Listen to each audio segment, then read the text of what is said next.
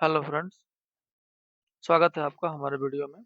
और इस वीडियो में हम देखेंगे भारतीय अर्थशास्त्र। ये बीपीएससी क्लास नोट्स है जो कि 72वें बीपीएससी और अन्य सभी परीक्षाओं के लिए काफ़ी उपयोगी है। और ये केजीएस संस्थान के द्वारा लाया गया बुक है और इसको डॉक्टर भरत सर के द्वारा पढ़ाया गया है। तो चलिए बिना देरी के वीडियो शुरू करते हैं। और इससे पहले हम लोगों ने एक वीडियो कर लिया है। अगर आपने उस वीडियो को नहीं देखा है तो ज़रूर देखें और हमें सपोर्ट ज़रूर करें। चलिए शुरू करते हैं। पहला टॉपिक है सरकारी प्रतिभूतियाँ। जब सरकार को ऋण की आवश्यकता होती है तो वह सरकारी प्रतिभूतियां जारी करती है। उन्हें ग्लिट गिल्ट इडेज्ड सिक्योरिटीज भी कहा जाता है क्योंकि ये अत्यधिक सुरक्षित और अत्यधिक तरल होते हैं, यानी हाईली लिक्विड होती हैं। और ये दो प्रकार की होती हैं। पहला है अल्पकालीन यानी शॉर्ट टाइम के लिए, और दूसरा है लॉन्ग टर्म के लिए। अल्पकाल में यानी शॉर्ट टर्म में 1 वर्ष से कम की अवधि रहती है। उदाहरण के तौर पर जैसे ट्रेजरी बिल, इसकी अवधि 1 वर्ष से कम रहती है। और 1 वर्ष से अधिक में अगर देखा जाए तो उदाहरण के तौर पर एनएससी यानी नेशनल सेविंग सर्टिफिकेट, या फिर केवीपी किसान विकास पत्र इत्यादि होते हैं। उसके बाद है राजकोषीय नीति के प्रकार। तीन तीन तरह के होते हैं। संकुचित राजकोषीय नीति, ये मुद्रास्फीति के समय अपनाई जाती है और इसका उद्देश्य होता है मुद्रा आपूर्ति को कम करना। नेक्स्ट है विस्तारित राजकोषीय नीति, और ये अवस्फीति या मंदी के समय अपनाई जाती है और इसका उद्देश्य होता है मुद्रा आपूर्ति को बढ़ाना। और तीसरा है तटस्थ राजकोषीय नीति, और जब मुद्रा आपूर्ति को स्थिर रखा जाता है तब इसको अपनाया जाता है। नेक्स्ट है चक्रीय वर्सेस प्रति चक्रीय नीति। चक्रीय राजकोषीय नीति में क्या है, तो यह अर्थव्यवस्था की दिशा में ही कार्य करती है, जो अक्सर हानिकारक हो सकती है। यानी इन्फ्लेशन के समय मनी सप्लाई का बढ़ाना या डिफ्लेशन के समय मनी सप्लाई का घटाना। उसके बाद है प्रति चक्रीय राजकोषीय नीति। यह अर्थव्यवस्था को संतुलित करने के लिए विपरीत दिशा में कार्य करती है और यह सही दृष्टिकोण है, जिसे इन्फ्लेशन के समय मनी सप्लाई को घटाना और डिफ्लेशन के समय मनी सप्लाई को बढ़ा देना। नेक्स्ट है आर्थिक शब्दावली। तो पहला है सब प्राइम लीडिंग, यानी सब प्राइम लीडिंग इसका सरल मतलब है बिना सोचे समझे लोन बांटना। और ये होता क्या है, तो जब किसी देश का सेंट्रल बैंक जैसे भारत में आरबीआई है, अपने यहाँ के बैंकों से कहता है कि ज़्यादा से ज़्यादा लोन बांटो, और इस चक्कर में बैंक उन लोगों को भी लोन दे देते हैं जिनकी हैसियत या क्षमता लोन चुकाने की नहीं होती। और जब ये लोग पैसा नहीं लौटा पाते तो बैंकों को भारी नुकसान होता है, और इसी गलती को सब प्राइम लेंडिंग कहते हैं। और जब बहुत सारे बैंक इस वजह से डूबने लगते हैं तो उसे सब प्राइम क्राइसिस या सब प्राइम संकट कहा जाता है। जैसे अमेरिका में 2008 में मंदी इसी वजह से आई थी कि वहाँ के बड़ी बैंक है जैसे लेहमन ब्रदर्स और वाशिंगटन म्यूचुअल इसलिए बंद हो गई क्योंकि उन्होंने गलत लोगों को लोन दे दिया था। नेक्स्ट है क्लिफ फिजिकल क्लाफ। इसका मतलब होता है अर्थव्यवस्था का अचानक ब्रेक लग जाना। तो जब मंदी आती है तो सरकार मदद करने के लिए टैक्स कम कर देती है और अपना खर्च बढ़ा देती है ताकि लोगों के पास पैसा आए। लेकिन अगर सरकार अचानक से टैक्स बढ़ा दे और अपना खर्च बंद कर दे तो इकोनॉमी को झटका लगता है। इसे ही फिजिकल क्लाफ कहते हैं या क्लिफ कहते हैं। सोचिए जैसे गाड़ी तेज चल रही हो और अचानक हैंड ब्रेक खींच दिया जाए, तो वही हाल होता है इस स्थिति में बैंकों का। नेक्स्ट है फिजिकल ड्रैग। इसका मतलब होता है महंगाई की वजह से टैक्स का बोझ बढ़ना या गुप्त टैक्स होना। मान लीजिए महंगाई बढ़ी और आपकी सैलरी थोड़ी सी बढ़ गई, तो सैलरी बढ़ने से आप ज़्यादा टैक्स वाले स्लैब में आ गए। सरकार ने टैक्स का रेट नहीं बढ़ाया, लेकिन आपकी बढ़ी हुई सैलरी का बड़ा हिस्सा अब टैक्स में कटने लगा। इससे आपकी जेब में खर्च करने के लिए पैसा कम बचता है, यानी परचेजिंग पावर कम हो जाती है या खत्म हो जाती है। और इससे फायदा किसको होता है, तो इससे महंगाई कंट्रोल हो जाती है क्योंकि लोग अपना खर्च कम कर देते हैं और सरकार की कमाई बढ़ जाती है। इसे गुप्त कर भी कहते हैं क्योंकि ये चुपके से आपकी जेब काटता है और पता भी नहीं चलता है। अगला टॉपिक है राजकोषीय फिसलन। इसका मतलब होता है बजट का पटरी से उतर जाना। ये होता क्या है, तो सरकार बजट में अनुमान लगाती है कि हमारा घाटा या डिफिसिट इतना ही होगा, लेकिन जब साल खत्म होता है तो असली घाटा उस अनुमान से बहुत ज़्यादा निकल जाता है। सीधी सी बात यह है कि सरकार अपना टारगेट या लक्ष्य पूरा नहीं कर पाई और बजट फिसल गया। इसे ही फिजिकल स्लीपेज कहते हैं। नेक्स्ट है फिजिकल डिसिप्लिन या राजकोषीय अनुशासन। इसका मतलब होता है कि सरकार का अपनी औकात में रहकर खर्च करना। और करना क्या होता है इसमें बेसिकली, सरकार को एक अनुशासित बच्चे की तरह व्यवहार करना होता है। संतुलित बजट बनाना, फालतू खर्च रोकना और कर्ज को लिमिट में रखना ताकि देश की आर्थिक स्थिरता बनी रहे और विकास हो सके। नेक्स्ट है राजकोषीय विवेक। इसका मतलब है पैसे को समझदारी से संभालना। ये होता क्या है, तो ये डिसिप्लिन से एक कदम आगे है। इसमें सरकार बहुत सावधानी और जिम्मेदारी से पैसे का मैनेजमेंट करती है, और कमाई और खर्च में बैलेंस बनाना और पैसा ऐसी जगह लगाना जिससे भविष्य में फायदा हो, न कि पैसा बर्बाद हो। नेक्स्ट है फिजिकल कंसोलिडेशन यानी राजकीय राजकोषीय समेकन या सुदृढ़ीकरण। इसका सरल सा मतलब होता है कि बिगड़े हुए बजट को ठीक करना। और यह एक रणनीति है जब सरकार का घाटा बहुत बढ़ जाता है तो कड़े फैसले लेती है और खर्च कम करना और कमाई बढ़ाना इत्यादि इसमें शामिल है। और इसका उद्देश्य होता है कि सरकारी खर्च को कम करना और बजट घाटे को भरकर इकोनॉमी को मजबूत बनाना इसका उद्देश्य होता है। नेक्स्ट है शुद्ध या निवल मांग और समय देयता यानी net demand and time liability. Bank के पास जो पैसा आता है वह उसकी संपत्ति नहीं बल्कि दायित्व है।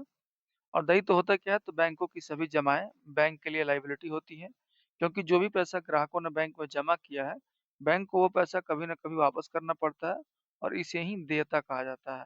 नेक्स्ट हम देखते हैं बैंक में जमाओं के प्रकार।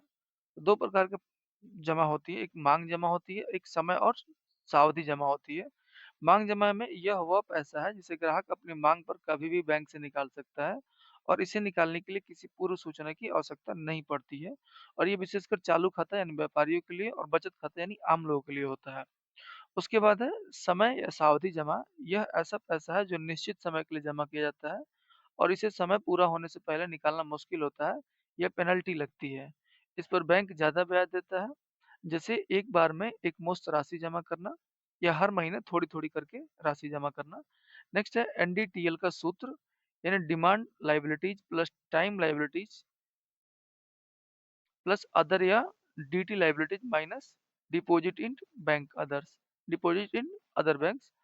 इसके उदाहरण के तौर पर देखें तो मान लीजिए बैंक के पास CASA में 100 रुपए हैं और FD एंड RD में 100 रुपए हैं, तो कुल 200 रुपए हुए, लेकिन बैंक ने इसमें से 20 रुपए किसी दूसरे बैंक में जमा कर रखे हैं।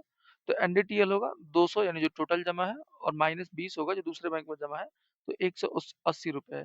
यही 180 रुपए बैंक का NDTL है जिसके आधार पर RBI आगे के नियम यानी CRR और SLR तय करता है। नेक्स्ट मौद्रिक नीति समिति।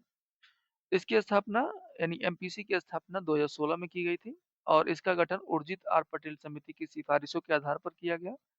इसे RBI अधिनियम 1934 की धारा 45ZB के तहत शामिल किया गया है। यह एक वैधानिक निकाय है। इसकी संरचना देखें तो इस समिति में कुल 6 सदस्य होते हैं, 3 आंतरिक सदस्य जो कि RBI से होते हैं और 3 बाहरी सदस्य होते हैं जो सरकार द्वारा नियुक्त होते हैं। आंतरिक सदस्यों में एक अध्यक्ष होता है यानी RBI का गवर्नर या पदेन, जो कि इस समय संजय मल्होत्रा है, और दूसरा प्रभारी होता है जो कि RBI का डिप्टी गवर्नर या मौद्रिक नीति के प्रभारी होता है, जो कि इस समय पूनम गुप्ता है। और तीसरा होता है RBI अधिकारी यानी केंद्रीय बोर्ड द्वारा नामित एक अधिकारी या निदेशक, और इस समय इंद्रनील भट्टाचार्य हैं। उसके बाद है बाहरी सदस्य। तो इसमें इन्हें केंद्र सरकार द्वारा नियुक्त किया जाता है। इसमें अभी वर्तमान में राम सिंह, सौगत भट्टाचार्य और नागेश कुमार हैं। और बाहरी सदस्यों को अर्थशास्त्र और वित्त का विशेषज्ञ होना अनिवार्य होता है। उसके बाद है प्रमुख प्रावधान और कार्यप्रणालियां। तो बाहरी सदस्यों की नियुक्ति 4 वर्षों के लिए होती है, लेकिन इनकी पुनर्नियुक्ति नहीं हो सकती है। प्रत्येक सदस्य के पास एक वोट होता है। यदि किसी मुद्दे पर मत बराबर हो जाते हैं तो RBI गवर्नर के पास निर्णायक मत देने का अधिकार होता है। MPC की बैठक द्विमासिक होती है यानी वर्ष में कम से कम 4 बार होनी चाहिए और बैठक के लिए कम से कम 4 सदस्यों का उपस्थित होना अनिवार्य होता है। यानी कोरम देखा जाए तो 4 सदस्यों का कोरम है और MPC का निर्णय RBI पर बाध्यकारी होता है। नेक्स्ट है मौद्रिक नीति। तो मात्रात्मक या परिणात्मक तथा असामान्य उपकरण के रूप में देखें तो बैंक दर, रेपो दर, सीमांत अस्थायी सुविधा दर, विपरीत रेपो दर, अस्थायी जमा सुविधा, नगद आरक्षित अनुपात, वैधानिक तरलता अनुपात और मुक्त बाजार प्रचलन या खुले बाजार की प्रक्रिया। उसका दूसरा है गुणात्मक या चयनात्मक उपकरण। तो इसमें है सीमांत आवश्यकता, साखों या ऋण की राशनिंग, उपभोक्ता साख या ऋण विनियमन या ऋण नियतन। उसके बाद है नैतिक तनाव। नेक्स्ट है प्रत्यक्ष कार्रवाई। अब है मात्रात्मक उपकरण। इसमें पहला है बैंक दर यानी बैंक रेट। तो ये पुराने जमाने का तरीका है जिसमें बैंक RBI से लंबे समय के लिए उधार लेते थे और बिना कुछ गिरवी रखे। आजकल इसका इस्तेमाल लोन लेने के लिए नहीं बल्कि सजा देने के लिए होता है। और वह दर जिस पर RBI बैंकों को बिना सरकारी प्रतिभूति के दीर्घकालीन ऋण देता है उसको बैंक दर कहते हैं। और वर्तमान में यह पेनल रेट है। अगर बैंक नियम तोड़ते हैं तो RBI इसी रेट पर जुर्माना लगाता है और यह RBI एक्ट 1934 धारा 49 में है। यह हमेशा रेपो रेट से महंगा होता है। नेक्स्ट है रेपो रेट। ये सबसे मुख्य दर है। यह गिरवी रखकर लोन लेने जैसा है। अगर बैंकों को पैसे की जरूरत है तो अपनी सरकारी सिक्योरिटीज आरबीआई के पास गिरवी रखते हैं और उन्हें आरबीआई लोन देता है। आपके होम लोन और कार लोन की ब्याज दरें इसी से घटती बढ़ती हैं। वह दर जिस पर आरबीआई बैंकों को सरकारी प्रतिभूति के बदले अल्पकालीन ऋण देता है, वो रेपो रेट कहलाता है। इसलिए पॉलिसी रेट या इसे नीतिगत दर भी कहते हैं, क्योंकि महंगाई कंट्रोल करने में ये मुख्य हथियार के रूप में भूमिका निभाता है। और इसकी शुरुआत 1992 में हुई थी। और ओवरनाइट यानी एक दिन और टर्म रेपो 14 दिन तक होता है। नेक्स्ट है सीमांत अस्थायी सुविधा यानी emergency loan, marginal standing facilities. तो जब बैंकों के पास बिल्कुल पैसा खत्म हो जाए तो वे इस इमरजेंसी खिड़की पर आता है। यह रेपो से महंगा होता है, लेकिन यह शर्तें आसान होती हैं।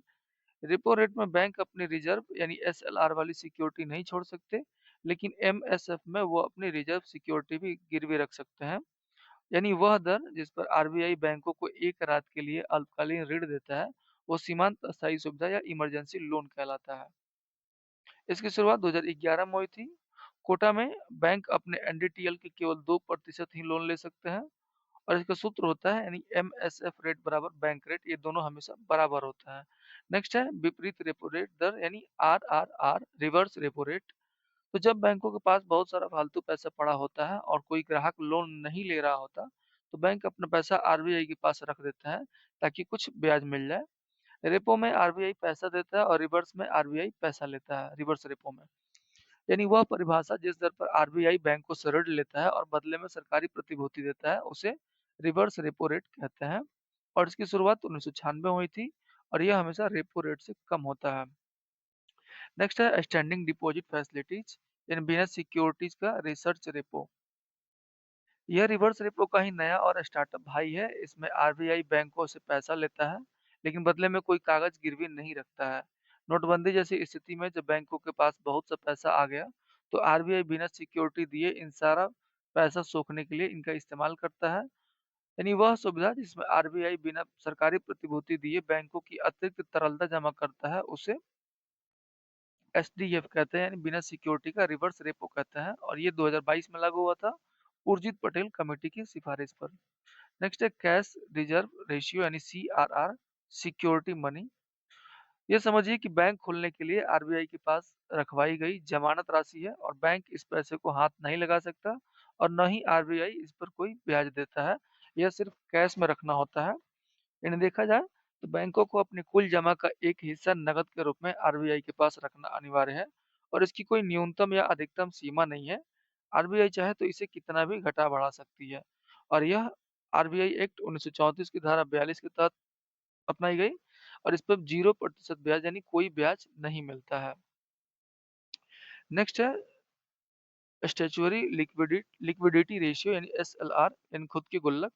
ये सीआरआर पैसा आरबीआई के पास जमा होता है, लेकिन एसएलआर का पैसा बैंक को अपने पास ही तिजोरी में लॉक करके रखना पड़ता है, ताकि अगर बैंक डूबने लगे तो कुछ पैसा सुरक्षित रहे। इसे कैश, सोना या सरकारी बॉन्ड के रूप में रखा जा सकता है। और बैंकों को अपनी कुल जमा का एक हिस्सा अपने पास ही तरल रूप में सुरक्षित रखना होता है। और कानून के मुताबिक इसकी अधिकतम सीमा 40% है, यानी आरबीआई इसे 40% से ज्यादा नहीं बढ़ा सकता। यह बैंकिंग रेगुलेशन एक्ट 1949 की धारा 24 के तहत इसको अपनाया गया है और इसका उद्देश्य है कि बैंक को दिवालिया होने से बचाना। अगला टॉपिक है ओपन मार्केट ऑपरेशन यानी ओएमओ, खरीद बिक्री की दुकान। जब आरबीआई को लगता है कि ऊपर वाले रेट से काम नहीं चल रहा, तो सीधे बाजार में उतर जाता है। अगर महंगाई कम करनी है तो आरबीआई बॉन्ड बेचता है और बाजार से पैसे खींच लेता है। अगर मंदी हटानी है तो आरबीआई बॉन्ड खरीदता है और बाजार में पैसा डाल देता है। किताबी परिभाषा अगर देखें तो आरबीआई द्वारा सरकारी प्रतिभूतियों की खरीद बिक्री ओएमओ कहलाती है। और जब आरबीआई एक बॉन्ड खरीदता और बेचता है तो ऑपरेशन ट्विस्ट होता है। नेक्स्ट है गुणात्मक उपकरण। इसमें पहला है सीमांत आवश्यकता यानी मार्जिनल रिक्वायरमेंट।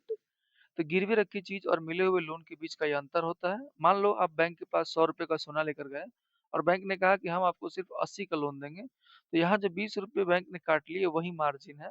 और महंगाई कम कैसे होती है? तो अगर महंगाई बढ़ती है तो आरबीआई कहता है मार्जिन बढ़ा दो। अब बैंक 100 रुपए के सोने पर सिर्फ 60 रुपए लोन देगा और आपके हाथ में पैसा कम आएगा और आप खर्च कम करोगे। उसके बाद दूसरा है रेशनिंग ऑफ क्रेडिट यानी साख की राशनिंग। इसका मतलब होता है कोटा फिक्स करना। आरबीआई बैंकों को ऑर्डर देता है कि सारा पैसा सिर्फ अमीर बिजनेसमैन को मत दो, कुछ पैसा गरीबों और किसानों को देना अनिवार्य है। आरबीआई ने इन सभी बैंकों के अलग-अलग गतिविधियों के लिए ऋण देने का कोटा निर्धारित किया है। एग्जाम्पल के तौर पर आरबीआई ने प्राथमिकता प्राप्त क्षेत्रों हेतु ऋण देने से संबंधित नियम भी बनाए हैं। और प्राथमिकता प्राप्त क्षेत्र कौन से हैं? तो है कृषि, एमएसएमई, निर्यात साख, शिक्षा, नवीकरणीय ऊर्जा, सामाजिक बुनियादी ढांचा, कमजोर वर्ग, आवास और हाल ही में खाद्य प्रसंस्करण उद्योग को इसके अंतर्गत शामिल भी किया गया है। कुछ इंपॉर्टेंट फैक्ट देखें तो भारत में प्राथमिकता प्राप्त क्षेत्रों से संबंधित नियम कानून 1972 में प्रारंभ हुआ। इसकी सिफारिश नेशनल क्रेडिट काउंसिल यानी राष्ट्रीय साख परिषद ने भी की।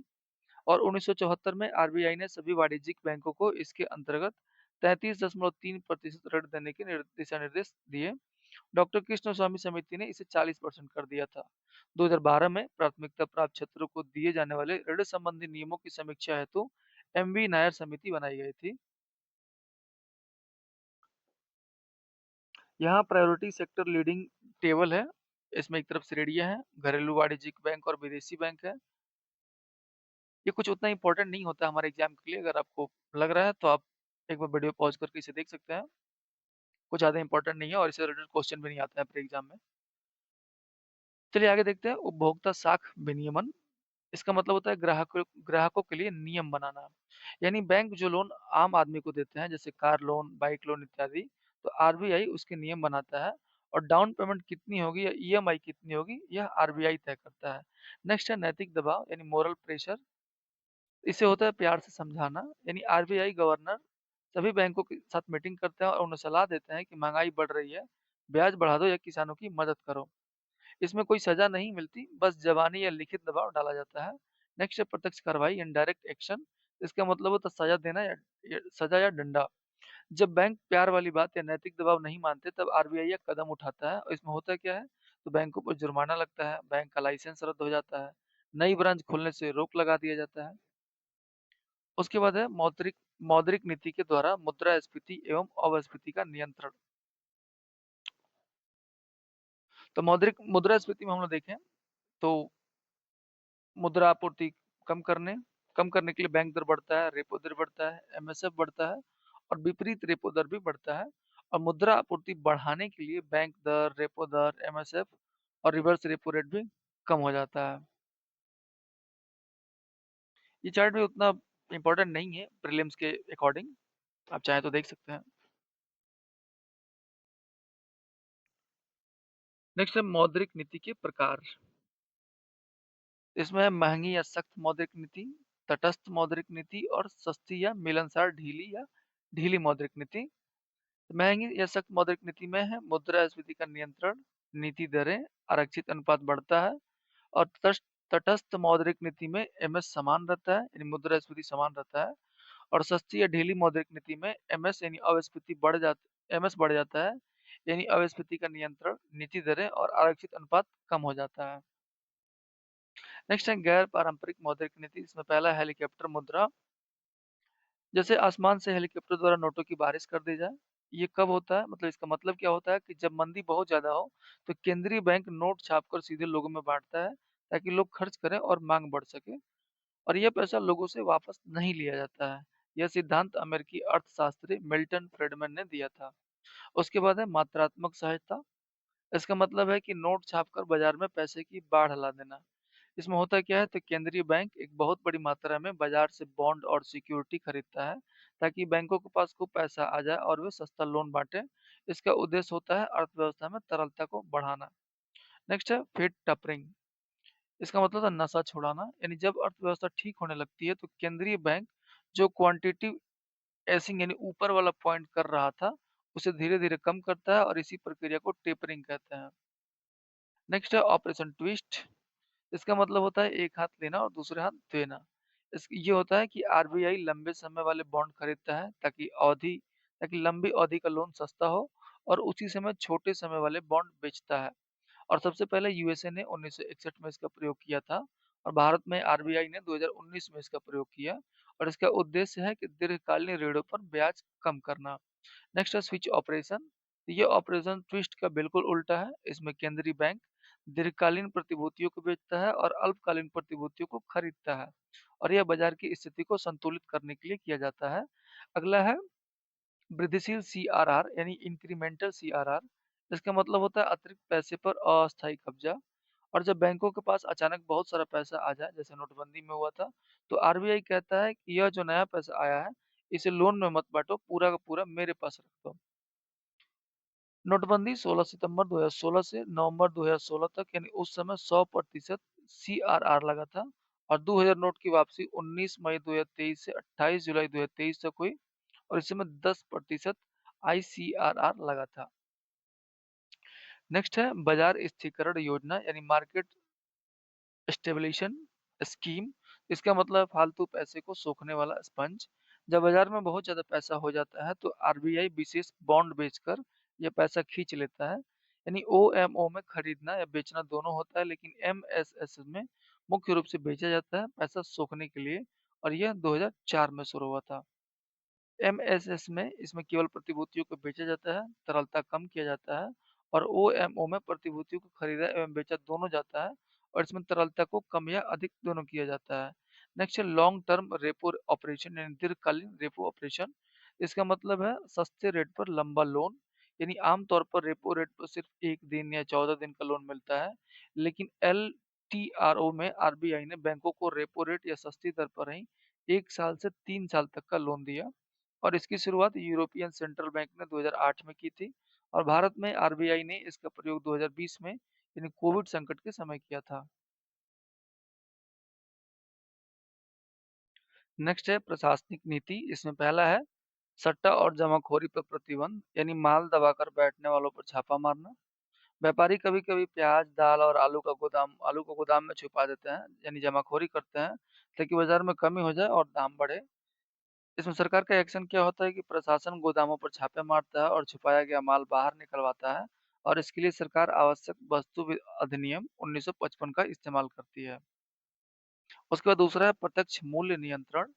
इसका मतलब होता है रेट फिक्स कर देना, यानी जब किसी चीज के दाम बहुत ज्यादा बढ़ जाते हैं, तो सरकार खुद उसका दाम तय कर देती है। यानी सरकार कह सकती है कि जब कोई भी दुकानदार 50 से महंगी चीनी नहीं बेचेगा। इन दवाओं के दाम यानी NPPA national pharmaceutical pricing authority control करती है, ताकि कंपनियों की मनमानी न चले। नेक्स्ट है बफर स्टॉक का उपयोग, यानी मुसीबत के समय बचाकर रखा गया अनाज। सरकार यानी FCI food corporation of India के जरिए किसानों से खूब सारा गेहूं और चावल खरीद कर गोदामों में भर लेती है। और जब बाजार में दाम बढ़ते हैं, तो सरकार अपने गोदाम यानी बफर स्टॉक खोल देती है और सस्ता अनाज बाजार में उतार देती है। इससे दाम गिर जाते हैं, और इसे ओपन मार्केट सेल स्कीम कहते हैं, यानी OMSS भी कहते हैं। नेक्स्ट है निर्यात पर प्रतिबंध। इसका मतलब होता है घर का खाना बाहर नहीं जाएगा। अगर भारत में ही प्याज कम है और व्यापारी उसे दुबई या बांग्लादेश बेच रहा है ज्यादा मुनाफे के लिए, तो यहाँ दाम और बढ़ जाएंगे। इसमें सरकार क्या करती है, तो सरकार तुरंत निर्यात पर रोक लगा देती है, और पहले देश के लोगों को खिलाओ, बाद में बाहर बेचना, ऐसा सरकार कहने लगती है। उसके बाद है घरेलू आपूर्ति के लिए या घरेलू आपूर्ति के पूरक के लिए आयात। इसका मतलब होता है बाहर से मंगवाओ। यानी जब किसी देश में किसी चीज जैसे दाल या तेल की भारी कमी हो जाती है, तो सरकार विदेशों से वह सामान खरीदती है, यानी इंपोर्ट करती है, और उसे बिना टैक्स के बाजार में आने देती है, ताकि सप्लाई बढ़े और दाम कम हो सके। भारत अक्सर दाल और खाने का तेल बाहर से मंगवाता है। हम लोग का तीसरा चैप्टर है वित्तीय बाजार। सबसे पहले हम लोग देखेंगे वित्तीय बाजार है क्या। यह वैसा जगह है जहाँ पैसे देने वाले और पैसे लेने वाले आपस में मिलते हैं। और इस बाजार में मुख्य रूप से दो पक्ष होते हैं। पहला पक्ष है, ये वो लोग या संस्थाएं हैं जिनके पास अतिरिक्त पैसा है, और ये अपने पैसे को घर में रखने के बजाय कहीं निवेश करना चाहते हैं या उधार देना चाहते हैं, ताकि उस पर ब्याज या लाभ कमा सकें। और दूसरा पक्ष है, ये वैसे लोग हैं जिन्हें अपना बिजनेस या जरूरतों के लिए पैसे की कमी है, ये बाजार से पैसा प्राप्त करना या उधार लेना चाहते हैं। यह काम कैसे होता है कि पैसे के बदले में कागज या दस्तावेज का लेन देन होता है, जिसे हम वित्तीय परिसंपत्ति या प्रतिभूति कहते हैं। यानी वह बाजार जहाँ प्रतिभूति का क्रय विक्रय होता है, उसे ही वित्तीय बाजार कहते हैं। उसके बाद है वित्तीय बाजार में शामिल पक्ष। तो वित्तीय इस बाजार में पैसा लगाने वाले और पैसा लेने वाले कई तरह के लोग और संस्थाएं होती हैं, जैसे भारत सरकार, आरबीआई, बैंक, सेबी, कारपोरेटेड या बड़ी कंपनियां, बीमा कंपनियां, आम जनता, ट्रस्ट, प्रवासी भारतीय या एनबीएफसी, नॉन बैंकिंग वित्तीय कंपनियां। नेक्स्ट है वित्तीय बाजार। तो वित्तीय बाजार किस तरह होता है? बैंकिंग बाजार, शेयर बाजार, बीमा बाजार और पेंशन फंड बाजार। वित्तीय बाजार के प्रकार अगर हम लोग देखें तो वित्तीय विनिमय के आधार पर संगठित होता है जहाँ नियम कानून चलता है, और दूसरा होता है गैर संगठित जहाँ कोई पक्का नियम नहीं होता है। समय अवधि के आधार पर देखें तो पहला होता है मुद्रा बाजार, यानी कम समय में, यानी 1 साल से कम के लिए लेन देन, और दूसरा होता है पूंजी बाजार, यानी लंबे समय के लिए लेन देन। नेक्स्ट हम लोग देखते हैं दावे की प्रकृति के आधार पर। तो पहला होता है इक्विटी बाजार, यानी हिस्सेदारी या मालिकाना हक वाला बाजार, और दूसरा होता है ऋण बाजार, यानी कर्ज वाला बाजार। निपटान के आधार पर देखें तो पहला होता है हाजिर बाजार, यानी अभी पैसा दो और अभी मान लो, यानी तुरंत लेन देन, और दूसरा होता है वायदा बाजार, यानी सौदा आज होगा लेकिन भुगतान या डिलीवरी भविष्य की किसी तारीख पर होगी। संगठनात्मकता संरचना के आधार पर देखें तो पहला होता है एक्सचेंज ट्रेडेज, यानी वह बाजार जहां लेन देन एक फिक्स जगह या एक्सचेंज के जरिए होता है और यहाँ सब कुछ सिस्टम से चलता है। और दूसरा है ओवर द काउंटर, यानी वह बाजार जहां लेन देन एक्सचेंज के जरिए नहीं बल्कि सीधे दो पार्टियों के बीच या आमने सामने फोन या नेटवर्क पर होता है। इसमें सबसे पहले हम लोग देखेंगे फाइनेंशियल एक्सचेंज के आधार पर। इसी दो तरह से होता है, संगठित वित्तीय बाजार या गैर संगठित वित्तीय बाजार। तो संगठित में देखेंगे तो यह वह बाजार है जिसमें वित्तीय परिसंपत्तियों के क्रय विक्रय के लिए सरकार द्वारा बनाए गए नियमों का अनुपालन होता है। इसमें विनियामक होता है और इसमें जोखिम नहीं होती क्योंकि यह निवेशकों का पैसा सुरक्षित होता है। और इसके मुख्य प्रतिभागी RBI, banks, NBFC, insurance company इत्यादि होती हैं। और दूसरी तरफ है गैर संगठित वित्तीय बाजार। यह वैसा बाजार है जिसमें परिसंपत्तियों के क्रय विक्रय के लिए सरकार द्वारा बनाए गए नियमों का अनुपालन नहीं होता और इसमें विनियामक नहीं होते हैं। इसमें जोखिम होता है क्योंकि निवेशक का पैसा असुरक्षित होता है। और इसके प्रतिभागी होते हैं friends, relative, neighbours, money lenders इत्यादि। परिपक्वता के आधार पर देखें तो ये भी दो तरह का होता है, मुद्रा यानी मौद्रिक बाजार या पूंजी बाजार। तो मौद्रिक बाजार में देखें तो इस बाजार में अल्पकालीन प्रतिभूतियों को खरीदा या बेचा जाता है, यानी 1 वर्ष यानी 364 दिन तक या 1 वर्ष से कम तक। इस बाजार में मुद्रा का लेन देन कार्यशील पूंजी के लिए होता है, जैसे कच्चा माल, ईंधन इत्यादि, और यह अधिक तरल होता है और इसमें कम प्रतिफल मिलता है। वहीं दूसरी तरफ है पूंजी बाजार। तो इस बाजार में 1 वर्ष से अधिक अवधि की प्रतिभूतियों का लेन देन होता है और इस बाजार में मुद्रा का लेन देन स्थिर यानी पूंजी जुटाने के लिए होता है, जैसे भूमि, भवन, मशीन इत्यादि, और यह कम तरल होता है और इसमें उच्च प्रतिफल मिलता है। मौद्रिक बाजार में कुछ और फैक्ट देखें तो इस बाजार में संगठित एवं गैर संगठित दोनों वित्तीय बाजारों की विशेषताएं होती हैं। इसमें ओवर द काउंटर और एक्सचेंज ट्रेडेड दोनों होते हैं। इसमें कम औपचारिकताएं होती हैं और कम जोखिम वाला होता है, और इसमें शामिल पक्ष हैं आरबीआई, बैंक्स, एनबीएफसी या इंडिविजुअल्स इत्यादि। वहीं दूसरी तरफ पूंजी बाजार के बारे में देखें तो इस बाजार में केवल संगठित बाजार की विशेषताएं होती हैं। इसमें केवल एक्सचेंज ट्रेडेड लेन देन होता है। इसमें अधिक औपचारिकताएं होती हैं और अधिक जोखिम होता है, और इसमें शामिल पक्ष हैं सेबी, कंपनीज, ब्रोकर्स और इन्वेस्टर्स। नेक्स्ट है मौद्रिक बाजार के उपकरण। तो ये कौन कौन से होते हैं? तो ये वाणिज्यिक प्रपत्र, राजकोषीय विपत्र, नगद प्रबंधन विपत्र, अर्थोपाय अग्रिम, विनिमय पत्र, जमा प्रमाण पत्र, पुनर्क्रय समझौता या CBLO, कॉल मुद्रा, नोटिस मुद्रा, सावधि मुद्रा। उसके बाद है पूंजी बाजार के उपकरण। तो ये होते हैं अंश पत्र या शेयर, ऋण पत्र, बॉन्ड या बॉन्ड पत्र, व्युत्पन्न या म्यूचुअल फंड। नेक्स्ट है मौद्रिक बाजार के उपकरण। तो इसमें पहला है वाणिज्यिक पत्र या प्रपत्र। यह एक अल्पकालिक ऋण उपकरण है। इसे असुरक्षित वचन पत्र के रूप में जारी किया जाता है और इसको निम्नलिखित द्वारा जारी किया जाता है। बड़े निगम, यानी ऐसी कंपनियां जिनकी नेटवर्थ 4 करोड़ से अधिक हो, जिनके पास क्रेडिट रेटिंग एजेंसी से अच्छी रेटिंग प्राप्त हो। और दूसरा प्राथमिक डीलर, यानी वे एनबीएफसीएस जिन्हें आरबीआई ने सरकारी प्रतिभूतियों को खरीदने और बेचने का लाइसेंस दिया हो, जैसे पीएनबी गिल्ड्स यानी और एसबीआई, डीएफएचआई। और तीसरा होता है all financial institution, Akhil Bharatiya वित्तीय संस्थान।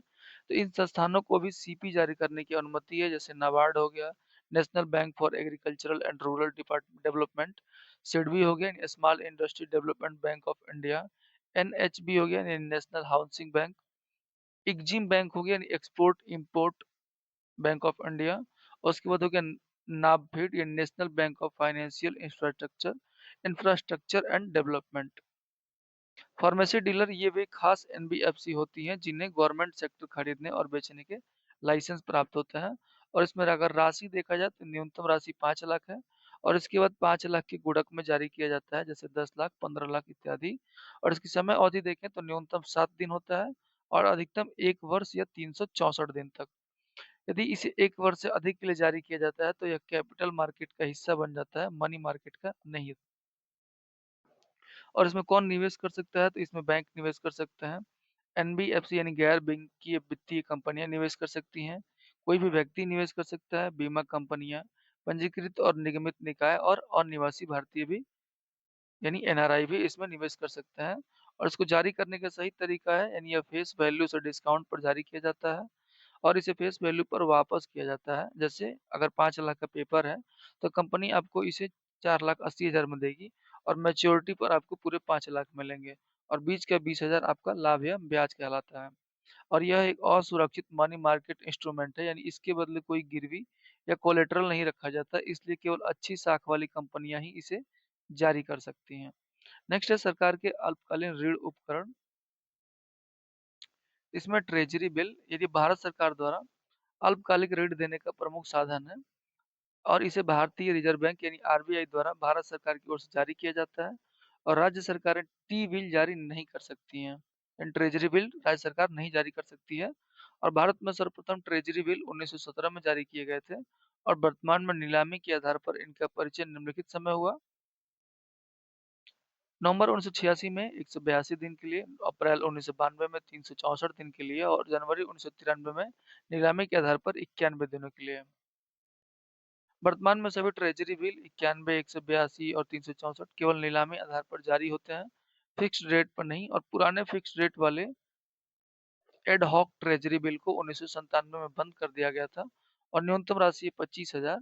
इसके बाद 25,000 के गुणक में जैसे 50,000, 75,000 इत्यादि। और इसकी समय अवधि है, ये 3 अवधियों में जारी किए जाते हैं, 91 दिन, 182 दिन और 364 दिन। ये जीरो सिक्योरिटी यानी शून्य कूपन प्रतिभूति है। इसका अर्थ है कि इस पर कोई भी निर्धारित ब्याज दर नहीं मिलती। इसे छूट पर जारी किया जाता है और फेस वैल्यू यानी अंकित मूल्य पर वापस किया जाता है। जैसे 100 रुपए का ट्रेजरी बिल आपको 98 में मिलेगा और मैच्योरिटी पर सरकार आपको पूरे 100 रुपए वापस देगी और बीच का 2 रुपए आपका लाभ है। इसके अन्य नाम देखें तो इन्हें गिल्ट इडेज्ड सिक्योरिटी भी कहते हैं, क्योंकि ये सरकारी प्रतिभूतियां और इन्हें डिफॉल्ट का जोखिम न के बराबर होता है, जैसे सोने की शुद्धता वाले किनारे। और इसमें कौन निवेश कर सकता है, इसमें कोई भी व्यक्ति, बैंक, ट्रस्ट, बीमा कंपनियां, एनबीएफसी और निगम इसमें निवेश कर सकते हैं। और इसके बाद इसका उपयोग देखें तो बैंक इन ट्रेजरी बिल को अपने एसएलआर यानी वैधानिक तरलता अनुपात की आवश्यकताओं को पूरा करने के लिए रख सकते हैं।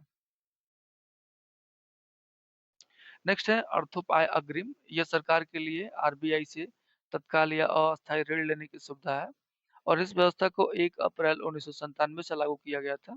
इसने पुरानी प्रणाली यानी एड हॉक ट्रेजरी बिल यानी तदर्थ ट्रेजरी बिल का स्थान लिया और सरकार के वित्तीय अनुशासन को बेहतर बनाना इसका उद्देश्य है। जब सरकार की प्राप्ति और भुगतानों में अस्थायी संतुलन हो जाता है तब इस सुविधा का उपयोग किया जाता है। अगर आसान शब्दों में अगर हम कहें तो अगर सरकार के खाते में अभी पैसे कम हैं लेकिन खर्चा तुरंत करना है तो थोड़े समय के लिए आरबीआई से उधार ले सकती है। यह ऋण 90 दिनों यानी 3 महीने के लिए दिया जाता है और सरकार को 90 दिनों के भीतर ये पैसा लौटाना होता है। इस ब्याज पर इस ब्याज दर रेपो रेट के बराबर होती है, यानी इसके ब्याज दर रेपो रेट के बराबर होता है। और यदि सरकार 90 दिनों से अधिक समय तक पैसा नहीं लौटाती तो यह तय सीमा से ज्यादा पैसा निकालती है तो उसे ओवरड्राफ्ट कहा जाता है। और ब्याज दर मतलब ब्याज हो जाता है रेपो रेट प्लस 2% यानी 2% बढ़ जाता है। इसके अंतर्गत केंद्र सरकार और राज्य सरकार दोनों ऋण ले सकती हैं। ट्रेजरी बिल केवल केंद्र सरकार द्वारा जारी करती है, लेकिन डब्ल्यूएमए सुविधा दोनों के लिए है, यानी राज्य और केंद्र दोनों के लिए है। ट्रेजरी बिल के प्रतिफल की गणना देखें तो नीचे दिए गए सूत्र का उपयोग यह पता लगाने के लिए किया जाता है कि ट्रेजरी बिल खरीदने पर निवेशक को कितना प्रतिशत लाभ होगा। तो फॉर्मूला क्या है, वाई बराबर एफ माइनस पी बटा पी गुणे 365 बटा डी गुणे 100। जहाँ वाई क्या है, तो वाई यील्ड है यानी लाभ प्रतिशत है, प्रतिफल है। एफ बराबर अंकित मूल्य है, अंकित मूल्य माइनस जिस दाम पर सरकार वापस खरीदेगी वो है यानी फेस वैल्यू है। पी बराबर डिस्काउंट प्राइसेस है यानी छूट वाला मूल्य यानी जिस दाम पर आपने खरीदा। और डी बराबर number of days to maturity यानी परिपक्वता के दिन या जितने दिन तक लिए बिल है। नेक्स्ट है नगद प्रबंधन विपत्र। ये भारत सरकार के लिए धन जुटाने का एक नया और लचीला साधन है और इसे 2010 में मई 2010 में शुरू किया गया था और इसे सरकार और आरबीआई ने मिलकर पेश किया था। और इसका मुख्य उद्देश्य देखें तो भारत सरकार की कैश फ्लो में आए अस्थायी संतुलन को दूर करना है। यानी जब सरकार को बहुत कम समय के लिए यानी 10-20 दिनों के लिए पैसे की अचानक जरूरत पड़ जाए तब इनका इस्तेमाल होता है। आरबीआई द्वारा भारत सरकार की ओर से ये जारी किया जाता है और राज्य सरकारें सीएमबी जारी नहीं कर सकती हैं और इसकी अवधि 91 दिनों से कम होती है। और यह एक गैर मानक परिपक्वता वाला साधन है यानी कि ट्रेजरी बिल की तरह इसके दिन फिक्स 91, 182, 364 नहीं होते। यह जरूरत के हिसाब से 35 दिन, 42 दिन या 50 दिन के लिए भी जारी किया जा सकता है। यह ट्रेजरी बिल के समान ही होता है और यह अंकित मूल्य से डिस्काउंट पर जारी किया जाता है और अंकित मूल्य पर वापस होता है। अगर अन्य विशेषताओं के बारे में देखें तो बैंक इसमें निवेश करके अपने एसएलआर को पूरा कर सकते हैं और यह जीरो कूपन सिक्योरिटी है, ब्याज नहीं बल्कि छूट पर लाभ मिलता है। उसके बाद है विनिमय पत्र। तो यह एक लिखित वित्तीय उपकरण है जिसका उपयोग व्यापारिक लेन देन में किया जाता है। यानी यह एक लिखित आदेश होता है जिसे एक व्यक्ति या लेनदार दूसरे व्यक्ति या देनदार को देता है और इसमें एक निश्चित राशि एक निश्चित समय पर मांगने मांगने पर या किसी विशेष व्यक्ति को या उसके आदेशानुसार देने का निर्देश देते हैं। इसे नेगोटिएबल इंस्ट्रूमेंट एक्ट 1881 यानी परक्राम में लिखित अधिनियम 1881 की धारा 5 के तहत परिभाषित किया गया है। जब एक व्यापारी दूसरे व्यापारी को उधार पर सामान बेचता है तो बेचने वाला यह बिल लिखता है और खरीदने वाला इसे स्वीकार करता है हस्ताक्षर करके। इसमें मुख्य रूप से तीन पक्ष होते हैं। पहला होता है लेखक यानी वह व्यक्ति जो बिल लिखता है यानी सामान बेचने वाला या लेनदार। और दूसरा होता है देनदार यानी वह व्यक्ति जिसे पैसे चुकाने होते हैं यानी सामान खरीदने वाला और उसे बिल स्वीकार करना पड़ता है। और तीसरा होता है प्राप्तकर्ता यानी वह व्यक्ति जिसे अंत में पैसा मिलेगा। यह खुद ड्रॉयर भी हो सकता है या कोई और जिसे उसने बिल दिया हो। प्राचीन भारत के प्राचीन काल में इसे हुंडी कहा जाता था। बिल ऑफ एक्सचेंज यानी विनिमय पत्र की वैधता के लिए ड्रॉयर यानी लिखने वाला का हस्ताक्षर होना सबसे अनिवार्य शर्त है, न कि ड्रावी का। ड्रावी का हस्ताक्षर केवल स्वीकृति के लिए होना चाहिए लेकिन बिल के निर्माण के लिए अनिवार्य नहीं है। उदाहरण के लिए चेक पर बैंक का साइन नहीं होता है।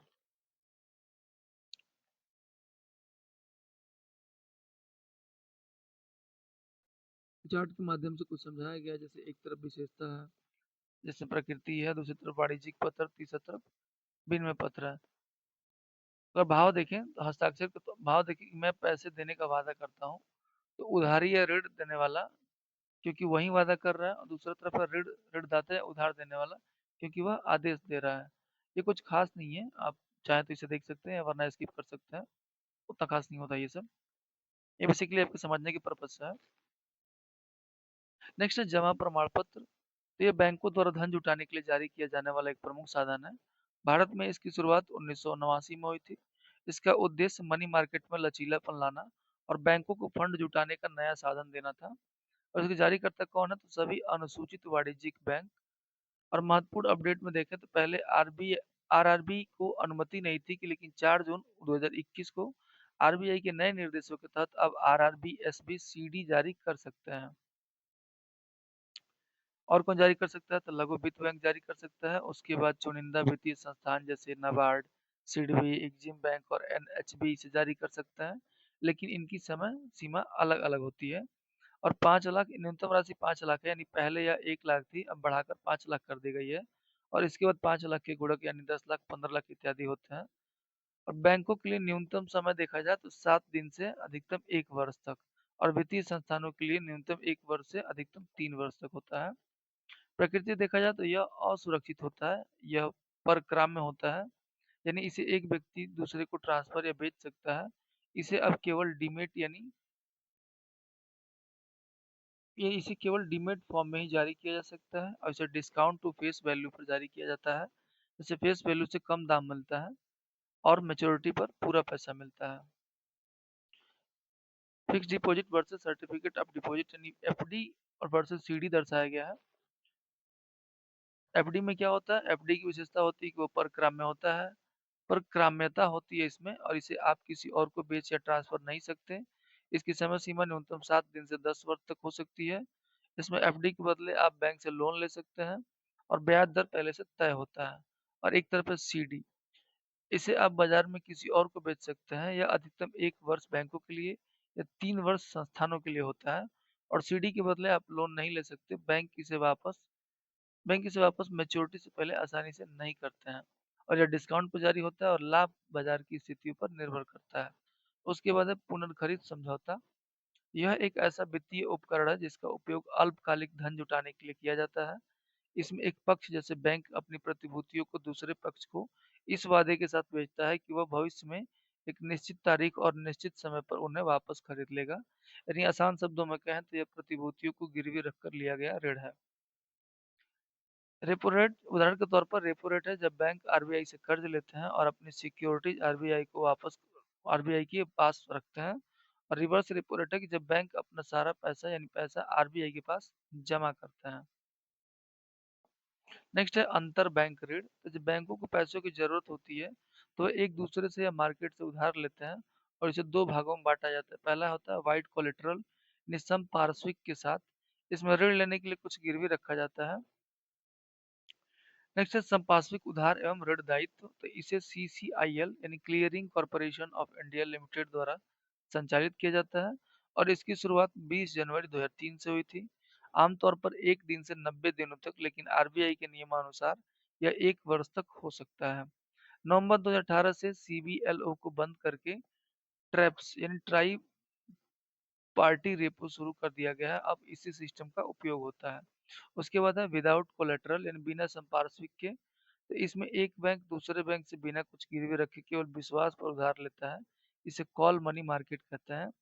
कॉल मनी की अवधि 1 दिन होती है और इसका उपयोग बैंक अपने प्रतिदिन की नकदी जरूरतों यानी सीआरआर को पूरा करने के लिए करते हैं। उसके बाद है नोटिस मनी या याचना मुद्रा बाजार। इसकी अवधि 2 दिन से 14 दिन तक होती है और इसमें पैसा वापस मांगने के लिए नोटिस देना पड़ता है।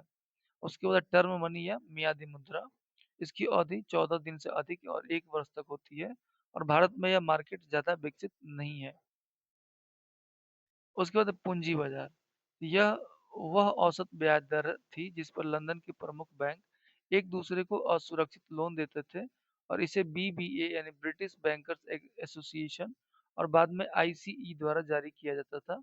अब इसे वैश्विक स्तर पर बंद किया जा रहा है और इसकी जगह सोफर यानी सिक्योर्ड ओवरनाइट फाइनेंसिंग रेट जैसी नई दरें ले रही हैं। उसके बाद है MIBOR यानी Mumbai inter bank offered rate. पूर्ण रूप से मुंबई इंटरबैंक ऑफर रेट है जिस दर पर भारतीय बैंक एक दूसरे को उधार देते हैं। और इसके जारीकर्ता कौन है? तो पहले इसे एनएसई यानी नेशनल एक्सचेंज स्टॉक एक्सचेंज जारी करता था, लेकिन अब इसे एफबीआईएल यानी financial benchmark India private limited द्वारा प्रकाशित किया जाता है। उसके बाद है तिबोर यानी Tokyo interbank offered bank. Tokyo interbank offered bank इस जापान की बाजार की दर। तो पूंजी बाजार वित्तीय बाजार का वह हिस्सा है जो अर्थव्यवस्था में दीर्घकालीन पैसे की जरूरतों को पूरा करता है। और जिस तरह सब्जी बाजार में खरीदी बेची की जाती है, उसी तरह पूंजी बाजार में पैसे और हिस्सेदारी का लेन देन होता है। ताकि पूंजी बाजार वह संगठित बाजार है जिसमें दीर्घकालीन प्रतिभूतियों को खरीदा और बेचा जाता है। और एक यहाँ दीर्घकालीन का अर्थ 1 वर्ष या अधिक की अवधि से है। उसके बाद है पूंजी बाजार की मुख्य विशेषताएं। ये सेतु का कार्य करता है, यानी बाजार एक मध्यस्थ की तरह कार्य करता है। यह उन लोगों या निवेशकों को जिनके पास अतिरिक्त पैसा है, उन लोगों या कंपनियों और सरकार को जोड़ता है जिन्हें अपने व्यापार या परियोजनाओं के लिए पैसों की जरूरत है। उसके बाद है दीर्घकालीन वित्त। तो इसका मुख्य उद्देश्य छोटी अवधि के लिए है, छोटी अवधि के लिए नहीं बल्कि लंबी अवधि यानी 1 वर्ष से अधिक के लिए धन जुटाना है। नेक्स्ट है व्यापार के उपकरण। तो इस बाजार में मुख्य रूप से शेयर और बॉन्ड जैसी प्रतिभूतियों को जारी किया जाता है और उनका व्यापार किया जाता है। इसकी आवश्यकता क्यों है? तो जब किसी कंपनी को फैक्ट्री लगानी होती है, तो नई मशीनें खरीदनी पड़ती है या सरकार को सड़कें या पुल बनाने होते हैं, तो उन्हें बहुत बड़े फंड की जरूरत होती है जो वे 1 साल में नहीं लौटा सकते। इसलिए वे पूंजी बाजार में आकर शेयर या बॉन्ड जारी करते हैं और यह जनता पैसा या सॉरी यह पैसा जनता या संस्थाओं से जुटाते हैं।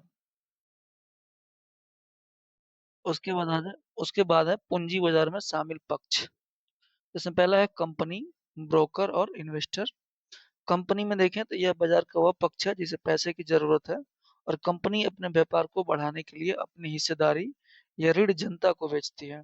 उसके बाद हम ब्रोकर, तो ये मध्यस्थ है जो कंपनी और निवेशक को जोड़ता है और एक आम आदमी सीधे स्टॉक एक्सचेंज जाकर शेयर नहीं खरीद सकता, उसे ब्रोकर के माध्यम से ही जाना पड़ता है। और तीसरा है इन्वेस्टर, यानी यह वैसा पक्ष है जिसके पास पैसा है और जो उसे निवेश करना चाहता है। निवेशक ब्रोकर के माध्यम से कंपनी के शेयर खरीदता है और बदले में कंपनी को पैसा देता है। उसके बाद है पूंजी बाजार में निवेशक बनने की प्रक्रिया। अगर एक आम आदमी शेयर बाजार में पैसा लगाना चाहता है तो वह सीधे स्टॉक एक्सचेंज जाकर एक शेयर दे दो नहीं बोल सकते। इसके लिए एक व्यवस्थित प्रक्रिया है।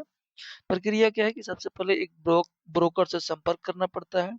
ब्रोकर के माध्यम से दो तरह के खाते खोले जाते हैं। एक होता है ट्रेडिंग अकाउंट, दूसरा होता है डीमैट अकाउंट। ट्रेडिंग अकाउंट ये बाजार में लेन देन करने का अकाउंट है। ये कौन खोलता है?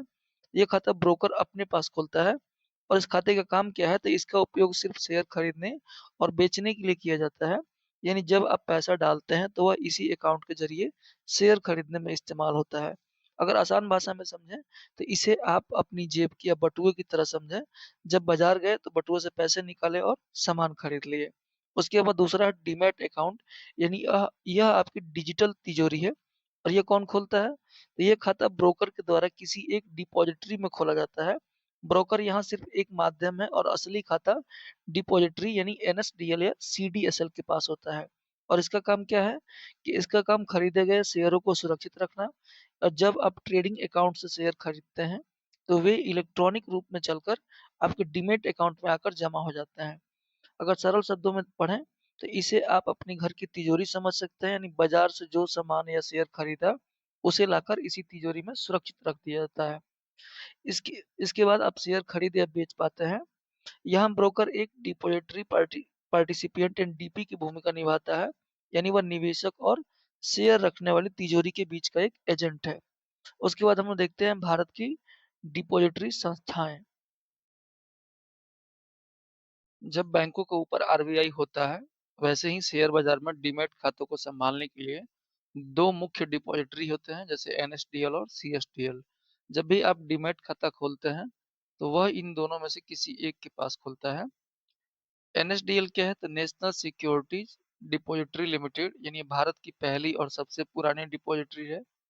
इसका पूरा नाम है नेशनल सिक्योरिटी डिपॉजिटरी लिमिटेड। इसकी स्थापना 8 नवंबर 1996 को हुई थी, मुंबई में इसका मुख्यालय है।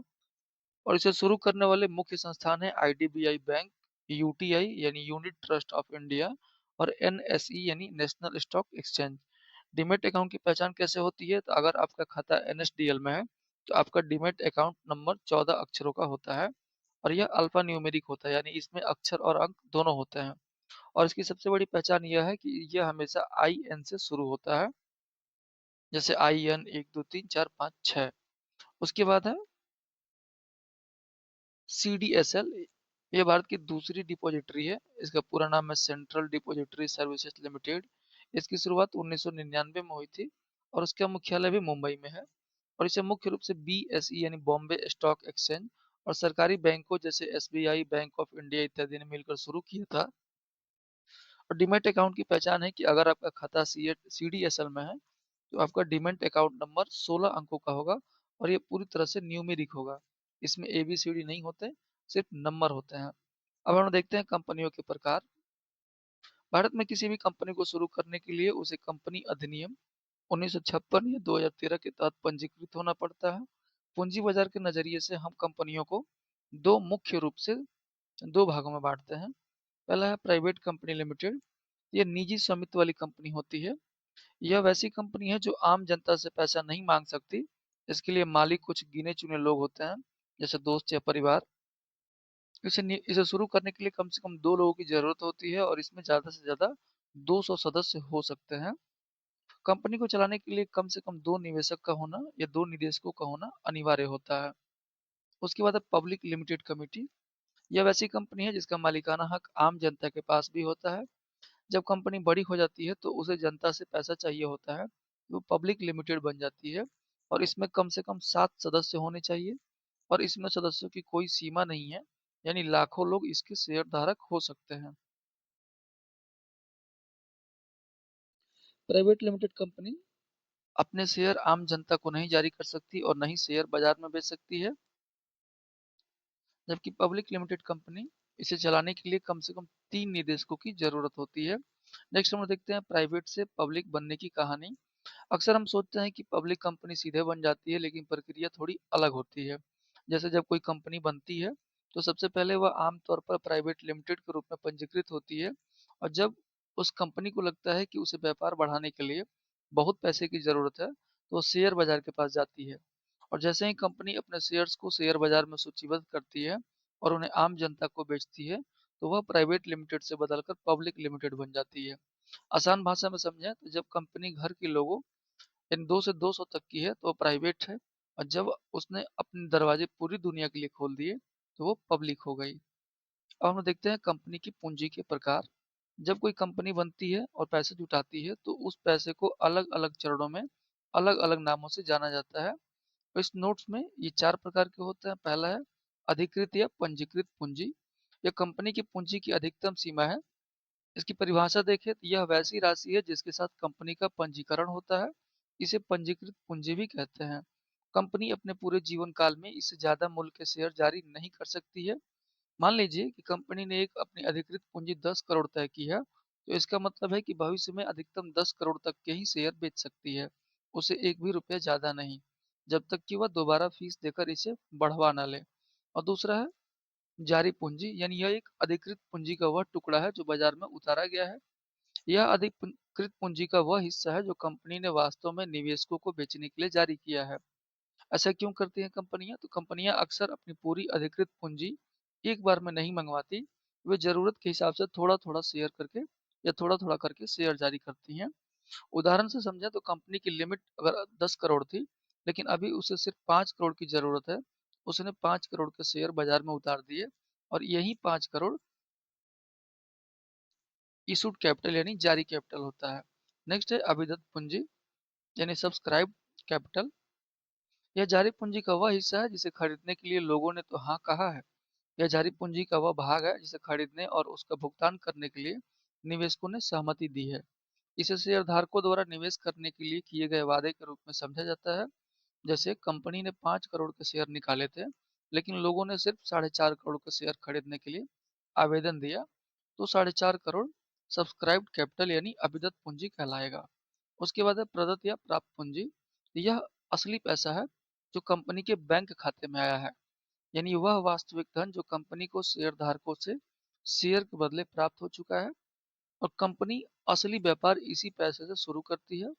जैसे लोगों ने 4.5 करोड़ के शेयर मांगे थे और उन्होंने पूरा पैसा कंपनी को दे दिया, तो कंपनी के पास जो 4.5 करोड़ नगद आया वह पेड अप कैपिटल है, यानी प्रदत्त या प्राप्त पूंजी है।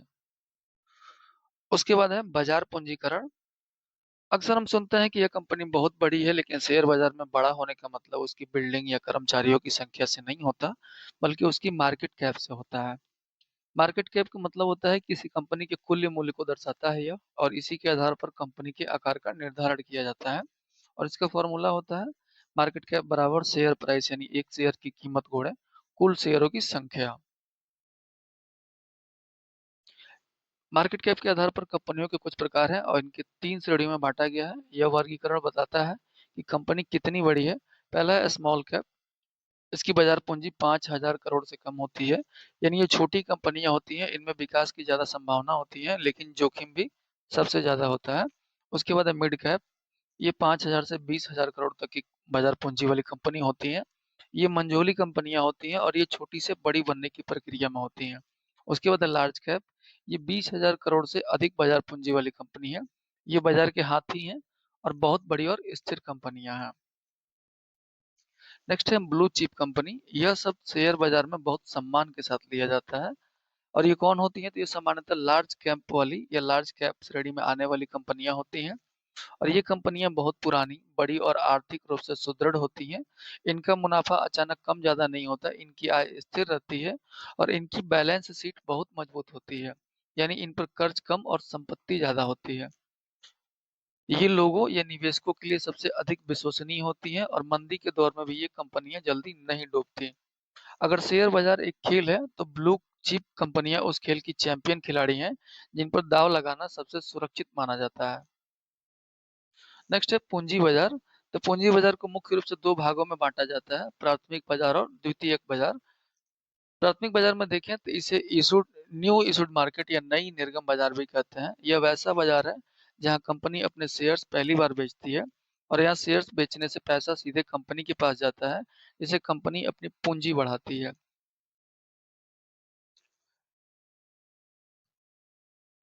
शेयर्स कंपनी से निवेशक के पास जाता है। और दूसरा है द्वितीय बाजार। इसे ओल्ड इशूड मार्केट या पुरानी निर्गम बाजार या स्टॉक एक्सचेंज भी कहते हैं। यह वैसा मार्केट है जहां पहले से जारी किए गए शेयर्स को निवेशक आपस में खरीदते और बेचते हैं।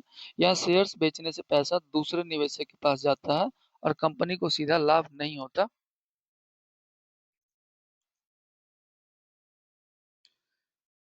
नेक्स्ट हम लोग देखें प्राथमिक बाजार में, तो यहाँ शेयर की कीमत कंपनी द्वारा निर्धारित की जाती है और इसकी कोई विशेष भौगोलिक स्थिति नहीं होती। ये पूरी तरह से प्रक्रिया आधारित है। इसमें शामिल पक्ष हैं कंपनी, मर्चेंट बैंकर्स और अंडरराइटर। और कंपनी शेयर को एफपीओ के माध्यम से बेचती है। उसके बाद हम लोग द्वितीयक बाजार में देखें तो यह शेयर की कीमत मांग और आपूर्ति के आधार पर बाजार द्वारा निर्धारित होती है और इसकी एक भौगोलिक स्थिति होती है, जैसे स्टॉक एक्सचेंज, एनएसई, बीएसई। हालांकि अब सब कुछ डिजिटल या ऑनलाइन होता है और इसमें शामिल पक्ष हैं निवेशक, ब्रोकर्स और स्टॉक एक्सचेंज। और शेयर बाजार में सीधी ट्रेडिंग होती है इसमें। उसके बाद है प्राथमिक बाजार। तो प्राथमिक बाजार वह जगह है जहाँ प्रतिभूतियों का निर्माण होता है और यहाँ कंपनियां पूंजी जुटाने के लिए जनता को शेयर जारी करती हैं। और इसके मुख्य दो रूप हैं। पहला है आईपीओ यानी इनिशियल पब्लिक ऑफरिंग, यानी आरंभिक सार्वजनिक निगम। जब कोई अनलिस्टेड कंपनी पहली बार आम जनता को अपने शेयर बेचती है और शेयर बाजार में सूचीबद्ध होने का प्रयास करती है, तो इस प्रक्रिया को आईपीओ कहते हैं। और इसका उद्देश्य होता है कि कंपनी इसका उपयोग प्राइवेट लिमिटेड से पब्लिक लिमिटेड बनने के लिए करती है और यह किसी कंपनी के शेयर बाजार में प्रवेश का प्रतीक है। और इसमें सहायक संस्था है, कंपनियां आईपीओ लाने के लिए इन्वेस्टमेंट बैंक यानी मर्चेंट बैंक्स की मदद लेती हैं जो अंडर राइटर के रूप में कार्य करते हैं और ये आईपीओ पेश करने और बिकवाने में सहायता करते हैं। उसके बाद है रेड हैरिंग प्रोस्पेक्टस। यह आईपीओ से जुड़ा एक महत्वपूर्ण कानूनी दस्तावेज है। कंपनी आईपीओ लाने के लिए पहले इसे सेबी को जमा करती है। इसमें कंपनी की व्यवसाय, वित्तीय स्थिति, जोखिम और प्रबंधन के बारे में विस्तृत जानकारी होती है और इसका उद्देश्य संभावित निवेशकों को कंपनी के बारे में सब कुछ बताना है ताकि वे सोच समझकर निवेश करें। आईपीओ जारी करने के कुछ तरीके हैं, जैसे फ्रेश इश्यू। इसमें कंपनी बिल्कुल नया शेयर बनाती है और बेचती है और इसमें प्रमोटर्स अपना हिस्सा नहीं बेचते और इससे मिला धन सीधे कंपनी के बैंक खाते में जाता है कंपनी के विस्तार के लिए। उसके बाद दूसरा है एफपीओ यानी फॉलो ऑन पब्लिक ऑफरिंग, अनुवर्ती सार्वजनिक निगम। तो जब कोई पहले से सूचीबद्ध सार्वजनिक कंपनी, यानी जो पहले से ही आईपीओ ला चुकी है, वो बाजार से अतिरिक्त धन जुटाने के लिए दोबारा जनता को नए शेयर जारी करती है, तो उसे एफपीओ कहते हैं। आसान शब्दों में जाने तो आईपीओ पहली बार होता है और उसके बाद जब भी कंपनी पब्लिक को शेयर बेचेगी, सॉरी, कंपनी जब पब्लिक को दोबारा शेयर बेचेगी, तो वह एफपीओ कहलाएगा। एफपीओ में शेयर जारी करने के अन्य तरीके हैं, जैसे प्राइवेट प्लेसमेंट है, यानी जब कोई कंपनी आम जनता को शेयर न बेचकर निजी रूप से किसी बड़ी संस्था, बैंक या चुनिंदा निवेशकों के समूह को अपना शेयर बेचती है, तो उसे प्राइवेट प्लेसमेंट कहते हैं। दूसरा है राइट इशू, यानी जब कंपनी को पैसों की जरूरत होती है तो बाहर वालों को शेयर बेचने के बजाय अपने मौजूदा शेयर धारकों को ही नए शेयर खरीदने का मौका देती है। अक्सर बाजार भाव से कम दाम पर यह होता है, तो इसे राइट्स इश्यू कहते हैं। उसके बाद है स्वेट इक्विटी। इसके अंतर्गत कंपनियां अपने कुछ प्रमुख लोगों को अपना शेयर बेचती है या देती है और इसे किसको दिया जाता है, तो सीनियर ऑफिसर्स या अन्य निदेशक को दिया जाता है, उनकी मेहनत, योगदान यानी खून पसीने के बदले। अंडरराइटर का काम क्या होता है, तो ऊपर लिखा है कि सहायता करते हैं। थोड़ा और स्पष्ट करें तो अंडरराइटर गारंटी देते हैं कि अगर पब्लिक ने शेयर नहीं खरीदे तो बैंक खुद उन पर बचे हुए शेयरों को खरीद लेंगे, यानी कंपनी की सुरक्षा के लिए। आईपीओ में कुछ एक्स्ट्रा फैक्ट देखें। इसमें दूसरा है ऑफर फॉर सेल। इसमें कंपनी नए शेयर नहीं बनाती बल्कि पुराने प्रमोटर्स अपनी हिस्सेदारी जनता को बेचते हैं। इससे मिला धन प्रमोटर्स के पास जाता है और वे कंपनी से बाहर हो जाते हैं या हिस्सेदारी कम कर लेते हैं। उसके बाद इसमें है मूल्य निर्धारण प्रक्रिया। तो आईपीओ में शेयर का दाम कैसे तय होगा, इसके लिए भी दो विधि है। पहला है फिक्स्ड प्राइस ऑफरिंग। इसमें कंपनी शेयर की एक निश्चित कीमत तय कर देती है और निवेशक को उसी दाम पर शेयर खरीदना होता है। दूसरा है बुक बिल्डिंग प्रक्रिया। इसमें कोई एक फिक्स दाम नहीं होता बल्कि एक मूल्य दायरा तय किया जाता है, जैसे 100 रुपये से 120 रुपये, और निवेशक इस रेंज के बीच में बोली लगाते हैं और जिस दाम पर सबसे ज्यादा मांग होती है वही दाम फाइनल होता है। उसके बाद है पूंजी बाजार के उपकरण। तो उसमें है इक्विटी, ऋण, व्युत्पन्न, म्यूचुअल फंड्स। कुछ एक्स्ट्रा शॉर्ट्स देखें तो बॉन्ड और डिवेंचर में क्या अंतर है। तो बॉन्ड ये अक्सर सुरक्षित होते हैं और सरकार या बड़ी कंपनियों द्वारा जारी किए जाते हैं। इसमें संपत्ति की गारंटी होती है। और डिवेंचर में देखें तो ये अक्सर असुरक्षित होते हैं, ये कंपनी की साख पर जारी किए जाते हैं। डेरिवेटिव्स क्या है, जैसे कि नाम से स्पष्ट है व्युत्पन्न, तो इनका खुद का अपना कोई मूल्य नहीं होता, इनका मूल्य किसी और चीज से निकलता है। उदाहरण के तौर पर फ्यूचर्स और ऑप्शंस। अगर आप सोने का डेरिवेटिव खरीदते हैं तो सोने का भाव बढ़ने पर डेरिवेटिव का भाव भी बढ़ेगा। तीसरा है वापसी की प्राथमिकता। ये पॉइंट प्रीलिम्स के लिए रट लें क्योंकि बहुत इंपॉर्टेंट है। इसमें सबसे पहले पैसा मिलेगा, यानी सिक्योर्ड बॉन्ड है। उसके बाद अनसिक्योर्ड बॉन्ड डिवेंचर है और सबसे अंत में इक्विटी शेयर होल्डर यानी शेयर धारकों के लिए है। नेक्स्ट है इक्विडिटी और ऋण में अंतर। तो स्वामित्व के आधार पर देखें, पहले देखें निवेश के आधार पर। तो इसके इक्विडिटी में इसके अंतर्गत शेयरों में निवेश होता है, और डेब्ट में यानी ऋण या बॉन्ड या डिवेंचर में इसके अंतर्गत ऋण पत्र एवं बॉन्ड में निवेश होता है। स्वामित्व के आधार पर देखें तो इक्विडिटी में कंपनी का स्वामित्व कम होता है, हिस्सेदारी बढ़ जाती है। और डिवेंचर में देखें तो इसमें कंपनी के स्वामित्व पर कोई असर नहीं पड़ता, निवेशक सिर्फ कर्जदाता होता है, मालिक नहीं होता। प्रतिफल के आधार पर देखें तो इक्विडिटी में निवेशकों को लाभांश वितरित होता है और डिवेंचर में निवेशकों को ब्याज वितरित होता है। जोखिम के आधार पर देखें तो इक्विडिटी में सबसे अधिक जोखिम होता है, बाजार के उतार चढ़ाव का सीधा असर पड़ता है। और डिवेंचर में कम जोखिम होता है, यह सुरक्षित निवेश माना जाता है। आय की प्रवृत्ति के आधार पर देखें,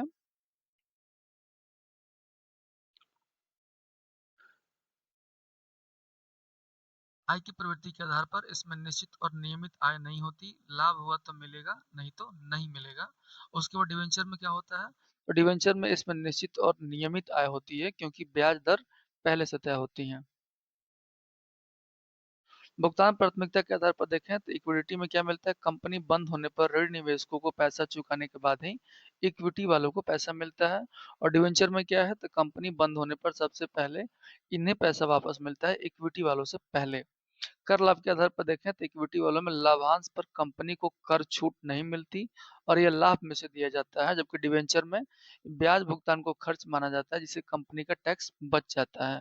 निवेश के आधार पर देखें तो इक्विटी में सामान्यतः निवेशक कंपनियों के इक्विटी पर निवेश करते हैं, जबकि डिवेंचर में सामान्यतः जब अर्थव्यवस्था मंदी में होती है तब निवेशक कंपनियों को ऋण देते हैं। परिवर्तन के आधार पर देखें तो इक्विटी ऋण में परिवर्तन नहीं हो सकता, जबकि डिवेंचर ऋण में इक्विडिटी में परिवर्तन या इक्विटी में परिवर्तन हो सकता है। उसके बाद है इक्विटी या शेयर्स के प्रकार। इसमें समता अंश और अधिमान या पूर्वाधिकार अंश। समता अंश, जिन्हें साधारण अंश भी कहा जाता है, कंपनी की मुख्य पूंजी के हिस्सा होते हैं। समता अंशधारक कंपनी के वास्तविक मालिक होते हैं, इनका भाग्य कंपनी के लाभ और हानि से सीधे जुड़ा होता है। इन पर लाभांश की कोई निश्चित दर नहीं होती। अगर कंपनी को ज्यादा मुनाफा होता है तो इन्हें ज्यादा लाभांश मिलता है, अगर मुनाफा कम या नहीं है तो इन्हें कुछ नहीं मिलता या कम मिलता है। कंपनी द्वारा लाभांश बांटते समय इक्विटी शेयरधारकों को पैसा सबसे अंत में मिलता है। पहले ब्याज और प्रेफरेंस शेयरधारकों का लाभांश चुकाया जाता है, उसके बाद जो बचता है वह इनका होता है। इसमें जोखिम सबसे अधिक होता है क्योंकि मुनाफे की कोई गारंटी नहीं होती। इस नोट्स में सही लिखा है कि इसमें हानि में भागीदारी होती है, यानी घाटा होने पर शेयर की वैल्यू गिर सकती है और डिविडेंड नहीं मिलता है। इनके पास मताधिकार होता है, ये कंपनियों के मैनेजमेंट को चुनने और बड़े फैसले करने के लिए वोट कर सकते हैं, और इन्हें कंपनी की वार्षिक आम बैठक यानी एनुअल जनरल मीटिंग में बुलाया जाता है और यहाँ वे अपनी बात रख सकते हैं। अगर कंपनी बंद होती है तो प्रेफरेंस शेयर धारकों को पैसा लौटाने के बाद ही इक्विटी वालों को उनकी पूंजी वापस मिलती है। यह सबसे बड़ा रिस्क है। दूसरी तरफ हम देखें अधिमान या पूर्वाधिकार अंश में, जैसे कि नाम से ही स्पष्ट है, पूर्वाधिकार यानी जिन्हें पहले अधिकार मिलता है। ये वैसे शेयर हैं जिन्हें लाभांश पाने और पूंजी वापसी में इक्विटी शेयरों के मुकाबले प्राथमिकता दी जाती है। इन पर लाभांश की दर पहले से निश्चित होती है। कंपनी को चाहे बम्पर मुनाफा हो, इन्हें तय दर जैसे 10% या 12% ही मिलेगी। यह एक तरफ से ब्याज जैसा सुरक्षित होता है, और ये कंपनी के मालिक तो होते हैं लेकिन पूरी तरह से मालिकाना हक नहीं होता है। इन्हें अक्सर कंपनी का लेनदार और मालिक के बीच का माना जाता है। लाभांश बांटते समय समता अंत से पहले इनका भुगतान किया जाता है। मताधिकार देखें तो सामान्यतः इन्हें मताधिकार नहीं होता है। ये कंपनी के मैनेजमेंट के फैसलों में दखल नहीं दे सकते। इन्हें वोटिंग का अधिकार तभी मिलता है जब मामला सीधे इनके अधिकारों यानी जैसे इनका डिविडेंड न मिलने से जुड़ा हो। एजीएम में भागीदारी यानी एनुअल जनरल मीटिंग में सामान्यतः इन्हें वार्षिक बैठक में नहीं बुलाया जाता। कंपनी बंद होने पर इक्विटी शेयर धारकों से सबसे पहले सिर्फ इक्विटी शेयर धारकों से पहले इनका पैसा वापस किया जाता है, इसलिए यह इक्विटी के मुकाबले सुरक्षित निवेश है। नेक्स्ट है एक्स्ट्रा पॉइंट की, तो अगर देखें प्रीलिम्स के लिए, तो हाइब्रिड सिक्योरिटी यानी प्रेफरेंस शेयर को कभी-कभी हाइब्रिड सिक्योरिटी या हाइब्रिड कहा जाता है, क्योंकि इसमें इक्विटी यानी मालिकाना हक और डेब्ट यानी फिक्स्ड रिटर्न दोनों के गुण होते हैं। कंपनी जो लाभांश इन कंपनी जो लाभांश इन दोनों तरह के शेयरों पर देती है, वह कंपनी के लिए खर्च नहीं माना जाता, बल्कि मुनाफे का बंटवारा माना जाता है।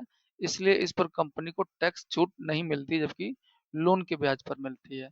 आगे हम लोग देखते हैं डेब्ट यानी ऋण पत्र। तो जब कंपनियां या सरकार को जनता से पैसा उधार लेना होता है, तो वे ऋण पत्र जारी करते हैं। मुख्य रूप से दो तरह का होता है। पहला होता है डिवेंचर ऋण पत्र, और दूसरा होता है बॉन्ड। डिवेंचर में कंपनियों द्वारा पैसा जुटाने का एक माध्यम है, लेकिन ये थोड़ा जोखिम भरा होता है। यह मूल रूप से एक अमेरिकन शब्द है, और इसे मुख्य रूप से निजी कंपनियां जारी करती हैं। सरकार डिवेंचर जारी नहीं करती, और यह डिवेंचर की सबसे बड़ी पहचान है कि यह असुरक्षित होते हैं। ये कोलेटरल यानी संपार्श्विक से सुरक्षित नहीं होते। इसका मतलब है कि कंपनी डिवेंचर के बदले अपनी कोई संपत्ति, जमीन, बिल्डिंग गिरवी नहीं रखती। क्योंकि कोई संपत्ति गिरवी नहीं होती, इसलिए यदि कंपनियां दिवालिया हो जाती हैं तो निवेशकों का कंपनी की परिसंपत्तियों पर कोई अधिकार नहीं होता और उनका पैसा डूब सकता है। इसमें अधिक ब्याज दर मिलती है। इसका कारण है कि अर्थशास्त्र का नियम है कि हाई रिस्क हाई रिवॉर्ड। चूंकि यहाँ पैसा डूबने का खतरा ज्यादा है, इसलिए कंपनी निवेशकों को आकर्षित करने के लिए ज्यादा ब्याज देती है, और इसमें अधिक जोखिम भी होता है। दूसरी तरफ है बॉन्ड, तो इसे सुरक्षित साधन माना जाता है। ये एक ब्रिटिश शब्द है और जिन्हें कई संस्थाएं जारी करती हैं, जैसे निजी कंपनियां, सार्वजनिक कंपनियां, बैंक, सरकार और आरबीआई इत्यादि। ये बॉन्ड की सबसे बड़ी खासियत है कि ये सुरक्षित होते हैं, और ये कोलेटरल से सुरक्षित है, यानी इसके पीछे गारंटी होती है। अगर जारी करने वाली संस्था जैसे कोई कंपनी डूब भी जाए, तो उसकी संपत्ति बेचकर बॉन्ड धारकों का पैसा चुकाया जाता है। इसमें डिवेंचर के मुकाबले कम ब्याज दर होती है, क्योंकि यहाँ सुरक्षा ज्यादा है, और ये अधिक दीर्घकालिक होता है, जैसे 10 साल, 20 साल या 30 साल तक के लिए। इसमें कम जोखिम होता है, और सरकारी बॉन्ड में तो जोखिम लगभग शून्य होता है। उसके बाद है बीपीएससी एक्स्ट्रा शॉर्ट में कुछ और देखें, तो उसमें पहला टॉपिक है परिवर्तनीयता। इन कुछ डिवेंचर ऐसे होते हैं जिन्हें एक निश्चित समय बाद शेयर यानी इक्विटी में बदला जा सकता है, और उसमें है नॉन कन्वर्टेबल डिवेंचर यानी एनसीडी। इन्हें शेयर में नहीं बदला जा सकता, इनका ब्याज ही मिलता रहता है। और दूसरा है सरकार का बॉन्ड। तो सरकार कभी भी डिवेंचर जारी नहीं करती, वह हमेशा बॉन्ड जैसे डेटेड सिक्योरिटी जारी करती है। इसे गिल्ड एडेज सिक्योरिटीज भी कहते हैं, क्योंकि यह सबसे सुरक्षित होती है। और तीसरा होता है अंतर का मूल मंत्र। अगर कोई पूछे कि एक लाइन में क्या अंतर है, तो जवाब ऐसा है कि कोलेटरल यानी गिरवी बॉन्ड के पीछे सुरक्षा है, और डिवेंचर केवल कंपनी की साख पर चलता है। अब हम लोग देखते हैं बॉन्ड के प्रकार। तो बॉन्ड का सीधा मतलब है उधारी का कागज। जब सरकार या कंपनी को पैसे चाहिए होते हैं, तो वे यह कागज यानी बॉन्ड देते हैं, और हम उन्हें पैसे देते हैं। अगर आसान भाषा में समझें तो इस प्रकार है। पहला है मसाला बॉन्ड, यानी भारतीय स्वाद वाला विदेशी बॉन्ड। जब कोई भारतीय कंपनी विदेशों यानी जैसे लंदन या अमेरिका से पैसा उधार मांगती है, लेकिन शर्त यह रखती है कि हम उधार डॉलर में नहीं, भारतीय रुपए में लेंगे। तो अगर कल को रुपए की कीमत गिर भी जाए, तो भारतीय कंपनियों को नुकसान नहीं होगा, और सारा रिस्क विदेशी निवेशक का होगा। इसका नाम मसाला इसलिए रखा गया क्योंकि भारतीय मसाले पूरी दुनिया में मशहूर है ताकि विदेशी आकर्षित हो। और दुनिया का पहला मसाला बॉन्ड आईएफसी यानी इंटरनेशनल फाइनेंस कॉरपोरेशन ने 2014 में जारी किया था। भारत का पहला राज्य केरल बना जिसने 2019 में मसाला बॉन्ड जारी किया था। ये बॉन्ड विदेशी बाजार में बिकते हैं लेकिन भारतीय मुद्रा में अंकित रहते हैं या अंकित होते हैं। दूसरा है ग्रीन बॉन्ड और ब्लू बॉन्ड, इन पर्यावरण वाले बॉन्ड। यह एक ऐसा बॉन्ड है जिसके जरिए जुटाया गया पैसा सिर्फ पर्यावरण को बचाने वाले कामों में लगाया जा सकता है, जैसे सोलर प्लांट लगाना, नदियों की सफाई करना, प्रदूषण कम करना इत्यादि। विश्व में सबसे पहले विश्व बैंक ने 2007 में इसे जारी किया और भारत में येस बैंक ने 2015 में सबसे पहले इसे जारी किया था। उसके बाद है ब्लू बॉन्ड। अब हम लोग ग्रीन बॉन्ड के बारे में देख रहे थे, नेक्स्ट है ब्लू बॉन्ड। इसका मतलब जैसे इसका नाम ब्लू है, इसका पैसा सिर्फ समुद्र और महासागरों की सुरक्षा जैसे मछली पालन और सफाई में खर्च करना होता है। यह ग्रीन बॉन्ड का एक छोटा भाई है यानी उप प्रकार है और दुनिया में सबसे पहले सेशल्स देश ने इसे जारी किया था। नेक्स्ट है जंक बॉन्ड। ये सबसे खराब रेटिंग वाला बॉन्ड है। इसका मतलब होता है कबाड़। ये उन कंपनियों द्वारा जारी किया जाता है जिनकी बाजार में साख या क्रेडिट रेटिंग बहुत खराब होती है। चूंकि कंपनी की हालत खस्ता है इसलिए पैसा डूबने का डर बहुत ज्यादा होता है और निवेशकों को रिस्क लेने के लिए कंपनी बहुत ज्यादा ब्याज देती है, इसलिए इसे हाई यील्ड बॉन्ड भी कहते हैं। उसके बाद है सॉवरेन गोल्ड बॉन्ड। ये यानी कागजी सोना, तो इसमें आपको असली सोना घर में रखने की जरूरत नहीं है। आप बस ये बॉन्ड खरीदिए, इसकी कीमत सोने के भाव के साथ बढ़ती रहेगी। घर में सोना रखने पर चोरी का डर रहता है, इसमें वो डर नहीं है। साथ ही सरकार इस पर आपको ब्याज भी देती है जो असली सोना रखने पर नहीं मिलता। इसकी शुरुआत 2015 में हुई थी और इसे आरबीआई द्वारा जारी किया जाता है। इसे सोने के ग्राम में खरीदा जाता है। एक आदमी कम से कम 1 ग्राम और ज्यादा से ज्यादा 4 किलो तक खरीद सकता है और संस्था 20 केजी तक खरीद सकती है। और इसकी कीमत मुंबई की संस्था आईबीजीए यानी India Boolean and jewellers association तय करती है।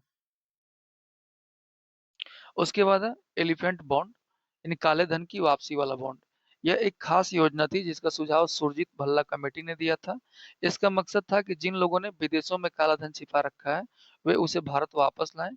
अगर वो पैसा वापस लाते हैं तो उन्हें यह बॉन्ड खरीदना होगा और यह पैसा 25 साल के लिए लॉक हो जाएगा और सरकार इसका इस्तेमाल देश में सड़कें और पुल बनाने में करेगी। नेक्स्ट है विदेशी नाम वाले बॉन्ड। याद रखना बहुत आसान है कि जिस देश का जैसा जानवर या पहचान वैसा बॉन्ड का नाम। ये वो बॉन्ड है जो विदेशी कंपनियां उस देश की करेंसी में जारी करती है। जैसे पांडा बॉन्ड चाइना में जारी होता है, कंगारू बॉन्ड ऑस्ट्रेलिया में जारी होता है। 2018 में ऑस्ट्रेलिया ने दुनिया का पहला ब्लॉकचेन वाला बॉन्ड जारी किया जिसे बॉन्ड आई कहा गया। सुमराई बॉन्ड जापान में जारी होता है, डिमसम बॉन्ड हांगकांग में जारी होता है और महाराजा बॉन्ड भारत के घरेलू बाजार में जारी होता है। कोमोडो बॉन्ड इंडोनेशिया में जारी होता है। नेक्स्ट में है कुछ अन्य महत्वपूर्ण बॉन्ड है, जैसे पहला है म्यूनिसिपैलिटी बॉन्ड। जब आपके शहर का नगर निगम जैसे पटना या इंदौर शहर के विकास के लिए आपसे पैसा उधार ले। भारत में यह 1997 में शुरू हुआ था। उसके बाद है कैट बॉन्ड। यह प्राकृतिक आपदा वाला बॉन्ड है। इंश्योरेंस कंपनियां इसे जारी करती हैं। अगर भूकंप या तूफान आया तो वे इस आपका पैसा इस्तेमाल कर लेंगी। अगर नहीं आया तो आपको अच्छा रिटर्न मिलेगा। और इसके बाद है ब्रिक्स बॉन्ड। इसे न्यू डेवलपमेंट बैंक यानी एनडीबी के द्वारा जारी किया था। इसका मुख्यालय शंघाई में है। इसने सदस्य देशों में विकास कार्य करने के लिए या विकास कार्य के लिए जारी किया था। उसके बाद है मुद्रास्फीति सूचकांक बॉन्ड। यह एक विशेष प्रकार का सरकारी बॉन्ड है जिसे निवेशकों को महंगाई या मुद्रास्फीति से सुरक्षा प्रदान करने के लिए डिजाइन किया गया है। इसमें निवेश करने पर मूलधन या ब्याज को मुद्रास्फीति दर के आधार पर समायोजित किया जाता है ताकि निवेशक को महंगाई बढ़ने पर भी नुकसान न हो और उसका वास्तविक रिटर्न सुरक्षित रहे। इसे भारत सरकार की ओर से भारतीय रिजर्व बैंक द्वारा जारी किया जाता है और इन बॉन्ड्स की घोषणा बजट 2014 के दौरान की गई थी और इन बॉन्ड्स में न्यूनतम निवेश राशि 5,000 होती है। उसके बाद चुनावी बॉन्ड यानी पात्रता शर्त है। केवल वही राजनीतिक दल चुनावी बॉन्ड के माध्यम से चंदा प्राप्त करने के पात्र हैं जो जन प्रतिनिधित्व अधिनियम 1991 की धारा 29 के तहत पंजीकृत है। उस राजनीतिक दल ने पिछले लोकसभा चुनाव या राज्य विधानसभा चुनाव में डाले गए कुल मतों का कम से कम 1% वोट हासिल किया हो। पात्र राजनीतिक दल इन बॉन्ड्स को केवल एक अधिकृत बैंक खाते के माध्यम से ही भुना सकते हैं और यह बॉन्ड जारी होने के तारीख से 15 दिनों तक ही वैध होती है। इसमें पहला है रेडीमेबल बॉन्ड यानी प्रतिदेय बॉन्ड। ये वैसे बॉन्ड है जिनकी एक निश्चित परिपक्वता तिथि होती है। तय समय यानी 5 से 10 साल पूरा होने पर कंपनी या सरकार निवेशक को उसका मूलधन वापस कर देती है और इस अवधि के दौरान निवेशक को नियमित ब्याज मिलता रहता है। बाजार में अधिकतर बॉन्ड इसी प्रकार के होते हैं। दूसरा है नॉन कॉलेबल बॉन्ड। यह वैसा बॉन्ड है जिसे जारी करने वाली कंपनी परिपक्वता तिथि से पहले वापस नहीं मांग सकती। यह निवेशकों के लिए अच्छा होता है क्योंकि उन्हें डर नहीं रहता कि कंपनी बीच में ही पैसा लौटाकर ब्याज देना बंद कर देगी और उन्हें पूरी अवधि तक ब्याज मिलता रहता है। इसमें भी समय पूरा होने पर मूलधन वापस मिलता है, बस कंपनी इसे समय से पहले बंद नहीं कर सकती है। कॉलेबल बॉन्ड से तुलना करें तो कॉलेबल बॉन्ड इसमें कंपनी के पास अधिकार होता है कि वो मैच्योरिटी से पहले ही आपको पैसा लौटा दे और बॉन्ड बंद कर दे। अक्सर जब बाजार में ब्याज दरें गिर जाती हैं तब ऐसा होता है। उसके बाद है परिवर्तनीय और गैर परिवर्तनीय बॉन्ड। तो ये भी दो तरह का होता है। पहला है परिवर्तनीय बॉन्ड। इन बॉन्ड्स में निवेशक के पास ये विकल्प होता है कि वह एक निश्चित समय के बाद अपने बॉन्ड को कंपनी के इक्विटी शेयर्स में बदल बदल सकता है। अगर कंपनी का शेयर्स अच्छा प्रदर्शन कर रहा है तो वो निवेशक बॉन्ड यानी कर्ज को शेयर या मालिकाना हक में बदलकर ज्यादा मुनाफा कमा सकता है। इसमें ब्याज दर थोड़ी कम होती है क्योंकि इसमें शेयर बनने का लालच भी जुड़ा होता है। और दूसरा है गैर परिवर्तनीय बॉन्ड। तो इन्हें किसी भी हाल में शेयर्स में नहीं बदला जा सकता और परिपक्वता पर आपको सिर्फ इसका मूलधन ही वापस मिलेगा। चूंकि इसमें शेयर बदलने का मौका नहीं मिलता, इसलिए कंपनी निवेशकों को आकर्षित करने के लिए इस पर ज्यादा ब्याज देती है। नेक्स्ट है ब्रांड प्राइस और बॉन्ड यील्ड का संबंध। सबसे पहले इन तीन शब्दों को आसान या मतलब इनका मतलब समझे। सॉरी, सबसे पहले इन तीन शब्दों का आसान मतलब समझे तो बॉन्ड प्राइस का मतलब होता है वह कीमत जिस पर आप बॉन्ड खरीदते हैं। कूपन का मतलब होता है वह ब्याज जो आपको हर साल रुपयों में मिलता है या फिक्स होता है। उसके बाद बॉन्ड यील्ड है, यह आपका असली मुनाफा है, यानी आपने जितना पैसा लगाया उस पर कितने प्रतिशत आपकी कमाई हुई। इसका जादुई फार्मूला है कि बॉन्ड से आपको कितना प्रतिशत फायदा होगा। यह इस फार्मूले से निकलता है कि बॉन्ड यील्ड बराबर कूपन यानी ब्याज बटा बॉन्ड प्राइस यानी कीमत, यानी बॉन्ड बॉन्ड यील्ड बराबर ब्याज बटा कीमत गुणे 100। उसके बाद है डेरिवेटिव्स इन व्युत्पन्न बाजार। तो डेरिवेटिव्स एक प्रकार का वित्तीय अनुबंध है। इसका अपना खुद का कोई मूल्य नहीं होता, इसका मूल्य किसी दूसरी चीज पर निर्भर करता है, जिसे अंडरलाइंग एसेट यानी आधारभूत संपत्ति कहते हैं। अगर अंडरलाइंग एसेट का दाम बढ़ेगा तो डेरिवेटिव्स का दाम भी बढ़ेगा। उदाहरण के तौर पर समझें तो मान लो गन्ना और चीनी। यह गन्ना है और चीनी डेरिवेटिव्स है, यानी गन्ना अंडरलाइंग एसेट है और चीनी डेरिवेटिव्स है। अगर बाजार में गन्ने का रेट बढ़ गया तो चीनी का रेट अपने आप बढ़ जाएगा। चीनी की कोई अपनी औकात नहीं है, वह गन्ने पर निर्भर है। वैसे ही डेरिवेटिव्स शेयर या गोल्ड के रेट पर निर्भर करते हैं। नेक्स्ट है डेरिवेटिव्स के प्रकार। तो ये मुख्य रूप से चार प्रकार के होते हैं। पहला है फॉरवर्ड कॉन्ट्रैक्ट। यह दो लोगों या पार्टियों के बीच भविष्य में किसी चीज को खरीदने या बेचने का एक निजी समझौता है। यह किसी शेयर बाजार पर नहीं होता, यह दो लोग आपस में फोन पर या मिलकर तय करते हैं और इनके नियम फिक्स नहीं होते, ये दोनों पार्टियां अपनी सुविधा अनुसार शर्तें तय करती हैं। इसमें सामने वाले के भागने का डर सबसे ज्यादा होता है। जैसे एक किसान और एक व्यापारी के बीच आलू का सौदा हुआ तो किसान ने कहा कि 3 महीने बाद मैं तुम्हें 10 किलो आलू दूंगा और व्यापारी मान गया। दिक्कत तब हुई जब 3 महीने बाद बाजार में आलू 50 रुपए किलो हो गया तो किसान लालच में आकर व्यापारी को आलू देने से मना कर सकता है, क्योंकि बीच में कोई पुलिस नहीं है या कोई भी कानून या कोई भी साक्ष्य के तौर पर उपलब्ध नहीं है। इसे ही फॉरवर्ड कॉन्ट्रैक्ट कहते हैं। उसके बाद है फ्यूचर्स कॉन्ट्रैक्ट। तो ये फॉरवर्ड कॉन्ट्रैक्ट का ही स्टैंडर्ड या सुधरा हुआ रूप है। यह सौदा शेयर बाजार के जरिए होता है, बीच में गारंटी लेने वाला बैठा होता है। इसके नियम कानून सख्त होता है, लॉट साइज और एक्सपायरी डेट एक्सचेंज तय करता है, आप नहीं। इसमें डिफॉल्ट रिस्क या धोखाधड़ी शून्य होता है।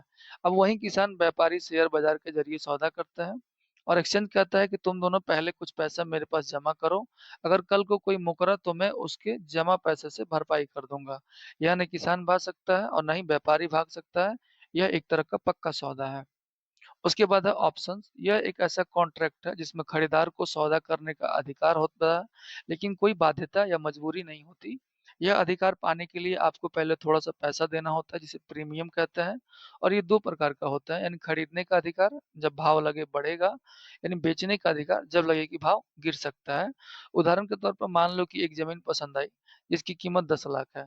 अपने मालिक को 10,000 का टोकन देकर 1 महीने के लिए रेट बुक कर लिया और पहली स्थिति में देखें तो 1 महीने बाद ज़मीन की कीमत 15 लाख हो गई, तो आप दौड़ कर जाओगे और पुराने रेट 10 लाख में ज़मीन खरीद लोगे और आपको 5 लाख का फ़ायदा हो जाएगा। और दूसरे केस में कि अगर 1 महीने के बाद ज़मीन की कीमत अगर 5 लाख हो गई, क्या आप तब भी 10 लाख में खरीदोगे? तो नहीं खरीदोगे, आप कहोगे कि रख लो मेरा 10,000 का टोकन, मैं नहीं खरीद रहा। यहाँ आपकी मर्ज़ी चलती है, फ़ायदा हो तो लो, नुकसान हो तो छोड़ दो, बस टोकन का पैसा डूब जाता है। चौथा है स्वैप। तो इसका मतलब होता है अदला-बदली। इसमें 2 कंपनियाँ अपने फ़ायदे के लिए कैश फ्लो या नकदी प्रवाह या ब्याज दरों को आपस में बदल देती हैं। इंटरेस्ट रेट स्वैप यानी ब्याज दर बदलना और करेंसी स्वैप इसके प्रकार होते हैं। यानी 2 दोस्त लंच कर रहे हैं तो एक के टिफ़िन में रोटी है और दूसरे के टिफ़िन में चावल है। पहले वाले को चावल पसंद है और दूसरे को रोटी, तो दोनों ने अपना टिफ़िन बदल लिया या स्वैप कर लिया। कंपनियों में भी ऐसा ही होता है, जिसे फिक्स्ड ब्याज देना होता है और जिसे फ्लोटिंग, वे अपनी ज़रूरत के हिसाब से लायबिलिटी बदल देते हैं। अब हम लोग देखते हैं निवेशकों के प्रकार। शेयर बाजार में हर कोई एक मकसद से नहीं आता, किसी को सेफ्टी चाहिए तो किसी को रिस्क पसंद है। इसी के आधार पर निवेशकों को 3 मुख्य कैटेगरी में बांटा गया है। पहला है हेजर यानी सुरक्षा कवच वाला आदमी। तो ये वैसे निवेशक होते हैं जो जोखिम बिल्कुल नहीं लेते। इनका मकसद पैसा कमाना नहीं, बल्कि अपने पैसे को डूबने से बचाना या रिस्क कंट्रोल करना होता है। ये ज्यादातर फॉरवर्ड मार्केट या निजी समझौते का इस्तेमाल करते हैं। जैसे मान लो एक किसान है, उसे डर है कि 3 महीने बाद उसकी फसल का दाम गिर ना जाए, तो वह आज ही किसी व्यापारी से फिक्स रेट पर सौदा कर लेता है। अब बाजार गिरने का डर नहीं है और उसने अपने रिस्क को हाई मतलब हिडेज सुरक्षित कर लिया है। ये जुआ नहीं खेलते, ये इंश्योरेंस लेते हैं। उसके बाद है दूसरा स्पेक्युलेटर या सट्टेबाज या रिस्क का खिलाड़ी। इसका नाम ही सट्टेबाज है, ये भरपूर जोखिम लेता है।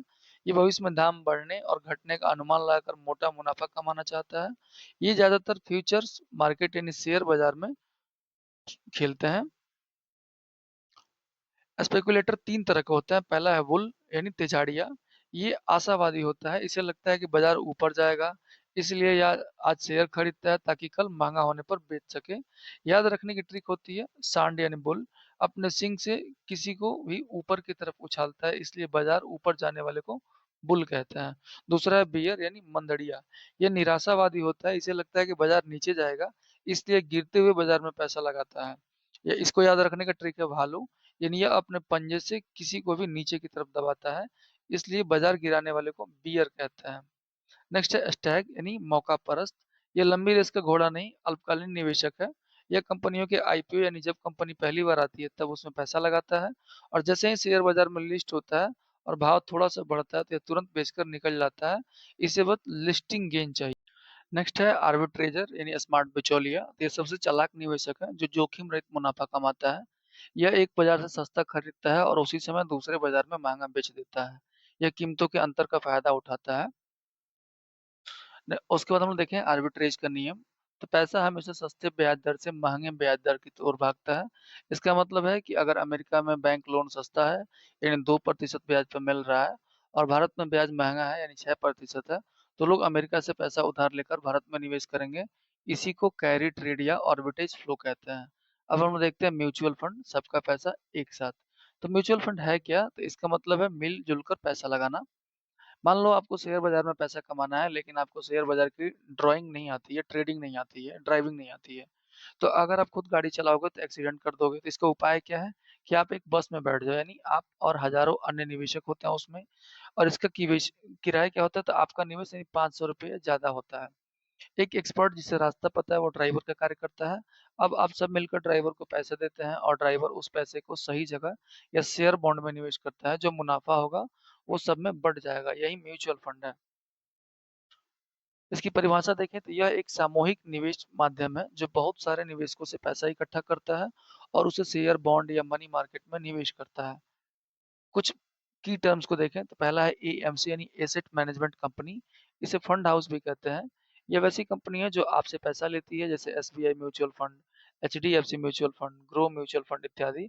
और इसका काम है कि लोगों से चंदा या पैसा इकट्ठा करना और उसे मैनेज करना। और दूसरा है फंड मैनेजर। यह वो ड्राइवर है जो एक प्रोफेशनल एक्सपर्ट होता है, जिसे बाजार की गहरी समझ होती है। यह डिसाइड करता है कि आपका पैसा रिलायंस में लगाना है या टाटा में। अब हम लोग देखते हैं म्यूचुअल फंड के प्रकार।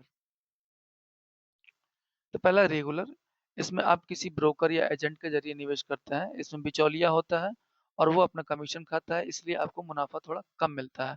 और दूसरा डायरेक्ट प्लान, इसे आप सीधे कंपनी से खरीदते हैं, जैसे ग्रो हो गया, ज़ीरोधा ऐप से सीधे। इसमें कोई बिचौलिया नहीं होता, ब्रोकर का कमीशन बच जाता है, इसलिए इसमें मुनाफा ज़्यादा होता है। खर्च अनुपात यह वैसी फीस है जो कंपनी आपके पैसे मैनेज करने के बदले काटती है। डायरेक्ट प्लान में यह कम होता है, इसमें फ़ायदा ज़्यादा होता है, और रेगुलर प्लान में खर्च अनुपात ज़्यादा होता है, इसमें नुकसान ज़्यादा होता है। अब हम देखते हैं म्यूचुअल फंड के प्रकार। तो इसमें पहला है परिसंपत्ति के आधार पर। तो ये सबसे मुख्य वर्गीकरण है, और ये फंड मैनेजर आपका पैसा किस जगह निवेश करेगा। तो पहला है इक्विटी फंड। यह पैसा शेयर बाजार में लगता है, यानी हाई रिस्क हाई रिटर्न। ये T20 मैच जैसा है, छक्के भी लगेंगे और विकेट भी गिरेंगे, और लंबे समय के लिए सबसे बेस्ट है। उसके बाद है डेट फंड, यानी यह पैसा बॉन्ड और डिवेंचर में लगता है। यह टेस्ट मैच जैसा है, धीरे धीरे रन बनेंगे लेकिन सेफ है। इसमें शेयर बाजार के उतार चढ़ाव का डर नहीं होता। उसके बाद है हाइब्रिड फंड्स। तो यह शेयर प्लस बॉन्ड दोनों में मिलाकर लगाया जाता है। ये थाली सिस्टम है जिसमें सब्जी रिस्क है और रोटी सेफ्टी भी। जो लोग बैलेंस चाहते हैं उनके लिए सबसे बेस्ट है। और इसमें से पैसा कब निकाल सकते हैं, तो इसमें ओपन एंडेड फंड है, मतलब इसमें दरवाजा हमेशा खुला रहता है। आप जब चाहें पैसा डालो, जब चाहें निकालो, कोई रोक टोक नहीं है, और सबसे ज्यादा यही चलता है। उसके बाद है क्लोज्ड एंडेड फंड। इसमें लॉक लग जाता है, यानी पैसा डालने का एक ही मौका मिलता है। जब NFO आता है और निकालने का मौका यानी मैच्योरिटी जैसे 3 या 5 साल पर मिलता है, तो बीच में आप नहीं भाग सकते। NFO का मतलब क्या होता है, न्यू फंड ऑफर, इसी से जुड़ा है जब कोई फंड पहली बार बाजार में आता है। इसका मकसद क्या है, तो निवेश विकल्पों के आधार पर इसमें पहला है ग्रोथ फंड। इसका मकसद है पैसा बढ़ाना। इसमें जो मुनाफा होता है कंपनी उसे आपका वापस नहीं देती, बल्कि उसे दोबारा निवेश करती है, इसे कंपाउंडिंग का फायदा मिलता है। इसमें दूसरा है इनकम फंड। इसका मकसद क्या होता है, नियमित कमाई। यह उन लोगों के लिए है जिन्हें हर महीने या साल या हर साल ब्याज चाहिए, जैसे रिटायर लोग होते हैं। उसके बाद है लिक्विड फंड। इसका मकसद है शॉर्ट टर्म पार्किंग। अगर आपके पास पैसा सिर्फ 10 से 15 दिन के लिए खाली पड़ा है, तो सेविंग अकाउंट की जगह यहाँ डाल दो और तुरंत निकाल सकते हो। उसके बाद है टैक्स सेविंग फंड। इसका मकसद है, इसे इलेश यानी इक्विटी लिंक्ड सेविंग स्कीम भी कहते हैं। इसमें पैसा 3 साल के लिए लॉक हो जाता है, लेकिन सरकार टैक्स में छूट देती है। उसके बाद है समाधान उन्मुख फंड। तो इसका मकसद होता है किसी खास खास लक्ष्य के लिए, जैसे बुढ़ापे के लिए, बच्चों की पढ़ाई या शादी के लिए। इनमें कम से कम 5 साल का लॉक इन होता है, ताकि आप बीच में पैसा खर्च ना कर दें। अब हम लोग देखते हैं निवेश करने के तरीके। तो म्यूचुअल फंड में पैसा डालने के दो तरीके हैं। पहला है किस्त वाला सिस्टम, दूसरा है एक बार में पूरा पैसा जमा करना। तो किस्त वाला सिस्टम में देखें तो इसमें आपके बैंक से हर महीने एक फिक्स रकम, जैसे 500 रुपये अपने आप कट जाता है। यह अनुशासन लाता है, और बाजार ऊपर हो या नीचे आपका निवेश चलता रहता है। यह छोटे निवेशकों के लिए सबसे बेस्ट होता है। और दूसरा है एक बार में पूरा पैसा, जैसे फिक्स डिपॉजिट करते हैं वैसे ही एक बार में 50,000 या 1 लाख डाल देना। ये तब अच्छा होता है जब आपके पास कहीं से इकट्ठा पैसा आया हो, तो आप फिक्स डिपॉजिट कर सकते हैं। अब हम लोग देखते हैं म्यूचुअल फंड शब्दावली। तो पहला है SIP। इसका मतलब होता है सिस्टमेटिक इन्वेस्टमेंट प्लान। यह म्यूचुअल फंड में निवेश करने का एक अनुशासित तरीका है। इसमें निवेशक एक मुश्त राशि लगाने के बजाय नियमित अंतराल, जैसे हर महीने पर एक निश्चित छोटी राशि निवेश कर सकता है। अक्सर इसे गलती से सिस्टमेटिक इनकम प्लान समझ लिया जाता है, जो कि गलत होता है। उसके बाद है NAV यानी नेट एसेट वैल्यू। ये म्यूचुअल फंड की स्कीम की एक यूनिट की कीमत होती है। जब आप म्यूचुअल फंड खरीदते या बेचते हैं, तो वह इसी मूल्य पर होता है। नेक्स्ट है SWP यानी सिस्टमेटिक विड्रॉल प्लान। यह सुविधा निवेशकों को अपने जमा किए गए म्यूचुअल फंड निवेश से नियमित अंतराल पर एक निश्चित राशि वापस निकालने की अनुमति देती है। यह SIP का ठीक उल्टा है। SIP में पैसा जमा होता है और SW में पैसा निकाला जाता है, जैसे पेंशन के रूप में पैसा निकाला जाता हो। उसके बाद है स्टॉक एक्सचेंज शेयर बाजार। भारत में शेयर बाजार मुख्य रूप से दो बड़े खंभों पर टिका है, एक पुराना खिलाड़ी और दूसरा नया खिलाड़ी। पुराने खिलाड़ी को BSE यानी बॉम्बे स्टॉक एक्सचेंज यानी एशिया का दादाजी कहा जाता है। यह सिर्फ भारत का ही नहीं बल्कि पूरे एशिया का और सबसे पुराना शेयर बाजार है। इसकी स्थापना 1875 में हुई थी, और 1882 से इसने कार्य शुरू कर दिया था। यह अंग्रेजों के जमाने से चल रहा है। तब लोग बरगद के पेड़ के नीचे बैठकर बोली लगाते थे। और इसका असली नाम थोड़ा लंबा था, native share and stock broker association. इसका मुख्यालय मुंबई की मशहूर दलाल स्ट्रीट पर है। जैसे राजनीति का केंद्र संसद मार्ग है, वैसे ही शेयर बाजार का केंद्र दलाल स्ट्रीट है। इसमें मीटर का नाम सेंसेक्स है। सेंसेक्स क्या है, तो ये बॉम्बे स्टॉक एक्सचेंज की टॉप 30 यानी सबसे बड़ी कंपनियों की सेहत बताता है। अगर ये 30 कंपनियां अच्छा कर रही हैं, तो सेंसेक्स ऊपर जाएगा। और आधार वर्ष क्या माना जाता है, तो 1978-79, यानी सेंसेक्स की गणना 78-79 के भाव के आधार पर मानकर की जाती है। और दूसरा है एनएसई, नेशनल स्टॉक एक्सचेंज, यानी मॉडर्न खिलाड़ी। तो जब बाजार बड़ा होने लगा और कंप्यूटर का जमाना आया, तो एक नए और आधुनिक एक्सचेंज की जरूरत पड़ी। तब जन्म हुआ एनएसई का। इसकी स्थापना हुई 1992 में, और इसकी स्थापना फिरवानी समिति की सिफारिश पर की गई थी। बीएसई पुराना हो गया था, तो सरकार ने फिरवानी जी से पूछा कि क्या करें। तो उन्होंने कहा कि एक नया और डिजिटल एक्सचेंज बनाओ, और इसका मुख्यालय भी मुंबई में है। और इसके मीटर का नाम है निफ्टी 50। नाम का मतलब है नेशनल प्लस 50, यानी निफ्टी। ये देश की टॉप 50 कंपनियों का औसत बताता है, और इसका आधार वर्ष है 3 नवंबर 1995। यहाँ विश्व के कुछ प्रमुख शेयर बाजार सूचकांक है, आप चाहें तो देख सकते हैं। इसमें जैसे भारत की सेहत, सेंसेक्स और निफ्टी बताते हैं, वैसे हर देश का अपना एक मीटर होता है। अगर अमेरिका का मीटर गिरता है तो पूरी दुनिया को सर्दी जुकाम हो जाता है, यानी बाजार गिर जाता है। क्योंकि ये थोड़ा सा हंसने वाले वाक्यों में है। इसमें सबसे पहला है यूएसए, यानी न्यूयॉर्क। इसके सूचकांक का नाम है डाउ जोन्स। ये दुनिया का सबसे पुराना और पावरफुल सूचकांक है।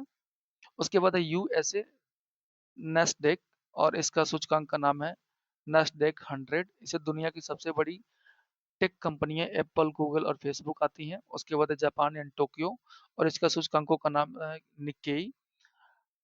और जापानी नाम अक्सर ई पर खत्म होता है।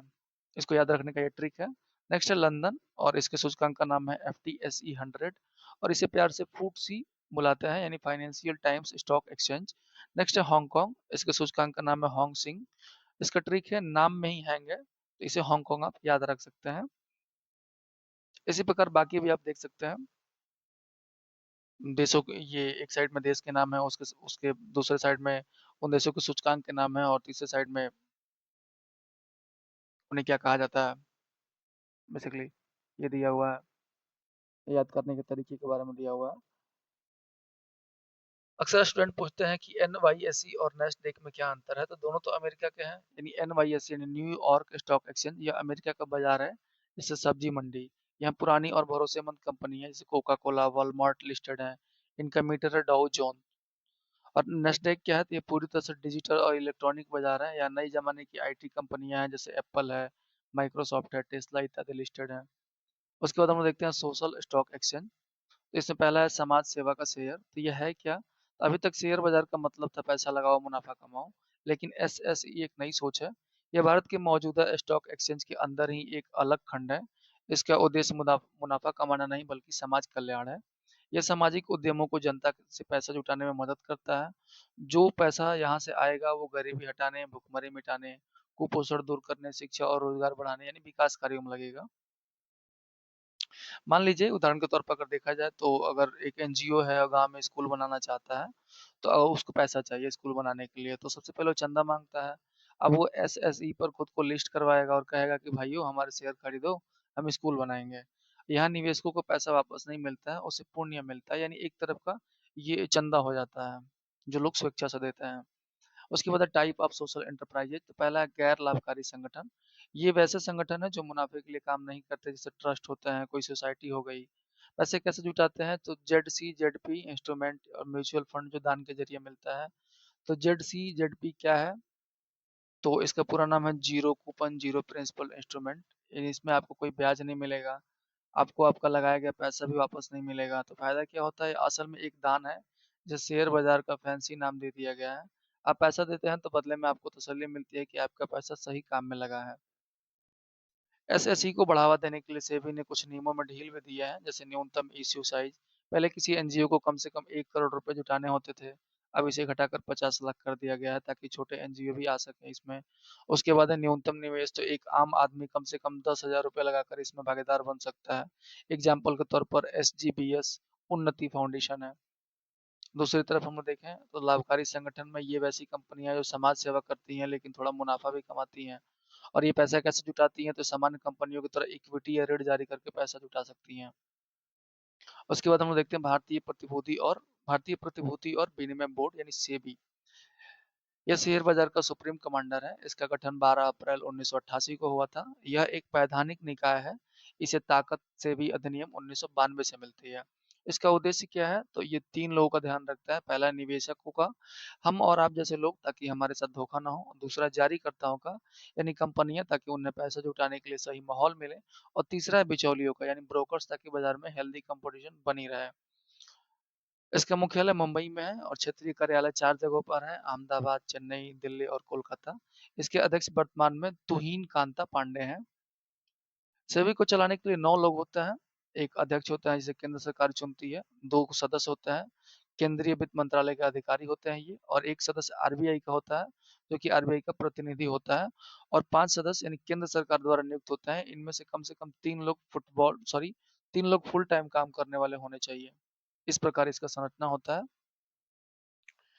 सेबी की शक्ति और कार्य के बारे में देखें तो इसका काम है धोखाधड़ी रोकना, यानी इसका काम बाजार में फ्रॉड और गलत काम को चेक करना और रोकना है। यह वैधानिक नियमों और सेल्फ रेगुलेशन के बीच बैलेंस बनाता है। यह कंपनियों को एक ऐसा प्लेटफॉर्म देता है जहां से वे सही तरीके से फंड या पैसा जुटा सकें, और यह शेयरों की ट्रेडिंग के विश्लेषण करता है और बाजार को गलत हरकतों से बचाता है। यह स्टॉक ब्रोकर्स और सब ब्रोकर्स को रजिस्टर और कंट्रोल भी करता है, और यह निवेशकों को शेयर बाजार की जानकारी और शिक्षा देता है ताकि वे समझदारी से निवेश करें। अब हम लोग देखते हैं प्रतिभूति अपीलीय न्यायाधिकरण, यानी एसएटी, सिक्योरिटीज अपीलिएट ट्रिब्यूनल।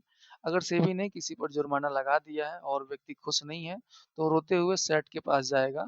और यह एक वैधानिक निकाय है जो सेबी एक्ट 1992 की धारा 15 के तहत बना है, और यह वित्त मंत्रालय के अधिकार क्षेत्र में आता है। इसकी केवल एक बेंच है जो मुंबई में बैठती है। इसमें कुल 3 लोग होते हैं। पहला पीठासीन अधिकारी, इसकी नियुक्ति केंद्र सरकार करती है, लेकिन भारत के मुख्य न्यायाधीश से पूछने के बाद। और अन्य सदस्य होता है, एक जुडिशियली होता है और एक टेक्निकल होता है। इसके पास वही पावर है जो एक सिविल कोर्ट यानी दीवानी अदालत के पास होती है, और यह मुख्य रूप से 3 संस्थाओं के फैसलों के खिलाफ अपील सुनता है। पहला है सेबी के आदेशों के खिलाफ, दूसरा है पेंशन फंड रेगुलेटर के आदेशों के खिलाफ, और तीसरा है इंश्योरेंस यानी IRDAI, इंश्योरेंस रेगुलेटर के आदेशों के खिलाफ। अगर कोई सेट के फैसले से भी खुश नहीं है तो वो सीधा सुप्रीम कोर्ट में अपील कर सकता है। अब हम लोग देखते हैं फाइनेंशियल एक्शन टास्क फोर्स यानी FATF। इसकी स्थापना 1989 में G7 देशों के शिखर सम्मेलन के दौरान हुई। यह एक अंतर सरकारी निकाय है। इसका मुख्यालय पेरिस में है, और भारत 2010 में इसका सदस्य बना था। इसका काम देखा जाए तो अंतर्राष्ट्रीय वित्तीय सिस्टम को 2 खतरों से बचाना है। पहला है मनी लॉन्ड्रिंग, दूसरा है टेरर फंडिंग। मनी लॉन्ड्रिंग यानी काले धन को सफेद करना, और टेरर फंडिंग यानी आतंकवादियों को पैसा पहुंचाना। उसके बाद है इसका लिस्ट क्या है, तो एफएटीएफ देशों को 2 लिस्ट में डालता है। पहला है ग्रे लिस्ट और दूसरा ब्लैक लिस्ट। ग्रे लिस्ट में मान लो इसे चेतावनी लिस्ट समझा जाता है। उन देशों को इसमें रखा जाता है जो टेरर फंडिंग और मनी लॉन्ड्रिंग के लिए सुरक्षित पनाहगाह माने जाते हैं, जैसे पाकिस्तान कई बार इसमें रहा है। और दूसरा है ब्लैक लिस्ट, इसे नॉन कॉर्पोरेटिव यानी असहयोग वाले देश कहते हैं। यहाँ उन देशों को रखा जाता है जो आतंकी फंडिंग का खुलकर समर्थन करते हैं, जैसे उत्तर कोरिया होता है। उसके बाद है अंतर्राष्ट्रीय वित्तीय सेवा केंद्र प्राधिकरण यानी IFSCA। इसकी स्थापना 2020 में हुई। IFSCA अधिनियम 2019 के तहत बनाया गया। इसका मुख्यालय गिफ्ट सिटी यानी गांधीनगर गुजरात में है, और इसका उद्देश्य है भारत में अंतर्राष्ट्रीय वित्तीय सेवाओं को विकसित करना और रेगुलेट करना। पहले क्या काम था, तो पहले गिफ्ट सिटी में आरबीआई, सेबी, PFRDA और IRDAI अपने अपने नियम चलाते थे। और अब क्या है कि IFSCA एक एकीकृत बॉस बन गया है जो वहाँ के सारे वित्तीय उत्पादों और सेवाओं को अकेले संभालता है। बेसिकली इसका मकसद क्या है, तो मकसद है भारतीय अर्थव्यवस्था को दुनिया से जोड़ना और ग्लोबल कनेक्ट बनाना। अब हम लोग देखते हैं निवेशकों के प्रकार, एंजल वर्सेस वेंचर कैपिटलिस्ट। यहाँ 2 तरह के लोग होते हैं जो बिजनेस में पैसा लगाते हैं। पहला है एंजल निवेशक यानी मददगार फरिश्ते। ये वैसे व्यक्ति हैं जो किसी उद्यमी को बिजनेस शुरू करने के लिए पैसा देते हैं। ये अक्सर परिवार वाले, दोस्त या कोई अमीर रिश्तेदार होते हैं। यह पैसा सीड फंडिंग कहलाता है, यानी बीज बोने जैसा है। कभी कभी यह एक बार में पैसा देते हैं या मुश्किल समय में मदद करते हैं। ये बिजनेस प्लान से ज्यादा उस व्यक्ति पे भरोसा करते हैं, और इनका मकसद सिर्फ मोटा मुनाफा कमाना नहीं बल्कि बिजनेस को सफल होने में मदद करना होता है, और ये तकनीकी सलाह भी देते हैं। और दूसरा है वेंचर कैपिटलिस्ट। तो ये प्राइवेट इक्विटी निवेशक है, यानी फर्म है जो उन कंपनियों को पैसा देते हैं जिनमें तेजी से बढ़ने की क्षमता हो। ये इक्विटी यानी हिस्सेदारी के बदले पैसा देते हैं। ये स्टार्टअप्स या छोटी कंपनियों को विस्तार करने में मदद करते हैं। और एंजल इन्वेस्टर्स के विपरीत ये व्यक्ति में नहीं बल्कि कंपनी के प्रॉफिट में रुचि रखते हैं, और ये रिस्क लेने को तैयार होते हैं क्योंकि इन्हें पता है कि अगर कंपनी चल गई तो भारी रिटर्न इनको मिलेगा। नेक्स्ट है वैकल्पिक निवेश कोष, यानी AIF, अल्टरनेटिव इन्वेस्टमेंट फंड। इस भारत में स्थापित एक निजी निवेश माध्यम है AIF, जो परिष्कृत यानी अमीर भारतीय और विदेशी निवेशकों से पूंजी जुटाता है। यह पारंपरिक निवेश जैसे सीधे शेयर खरीदना या बैंक FD से अलग है। इसका उद्देश्य स्टार्टअप्स, इंफ्रास्ट्रक्चर या अन्य प्राइवेट इक्विटी में निवेश करना है। और ये सेबी यानी वैकल्पिक निवेश कोष अधिनियम 2012 के अंतर्गत पूरी तरह विनियमित होता है। उसके बाद है कानूनी संरचना। तो AIF को भारत में निम्नलिखित रूप से गठित किया जा सकता है: एक कंपनी के द्वारा, एक ट्रस्ट के द्वारा, सीमित देयता भागीदारी या अन्य अनुमत संस्थाओं के द्वारा, और इसमें भी म्यूचुअल फंड की तरह फंड मैनेजर पैसे को मैनेज करता है।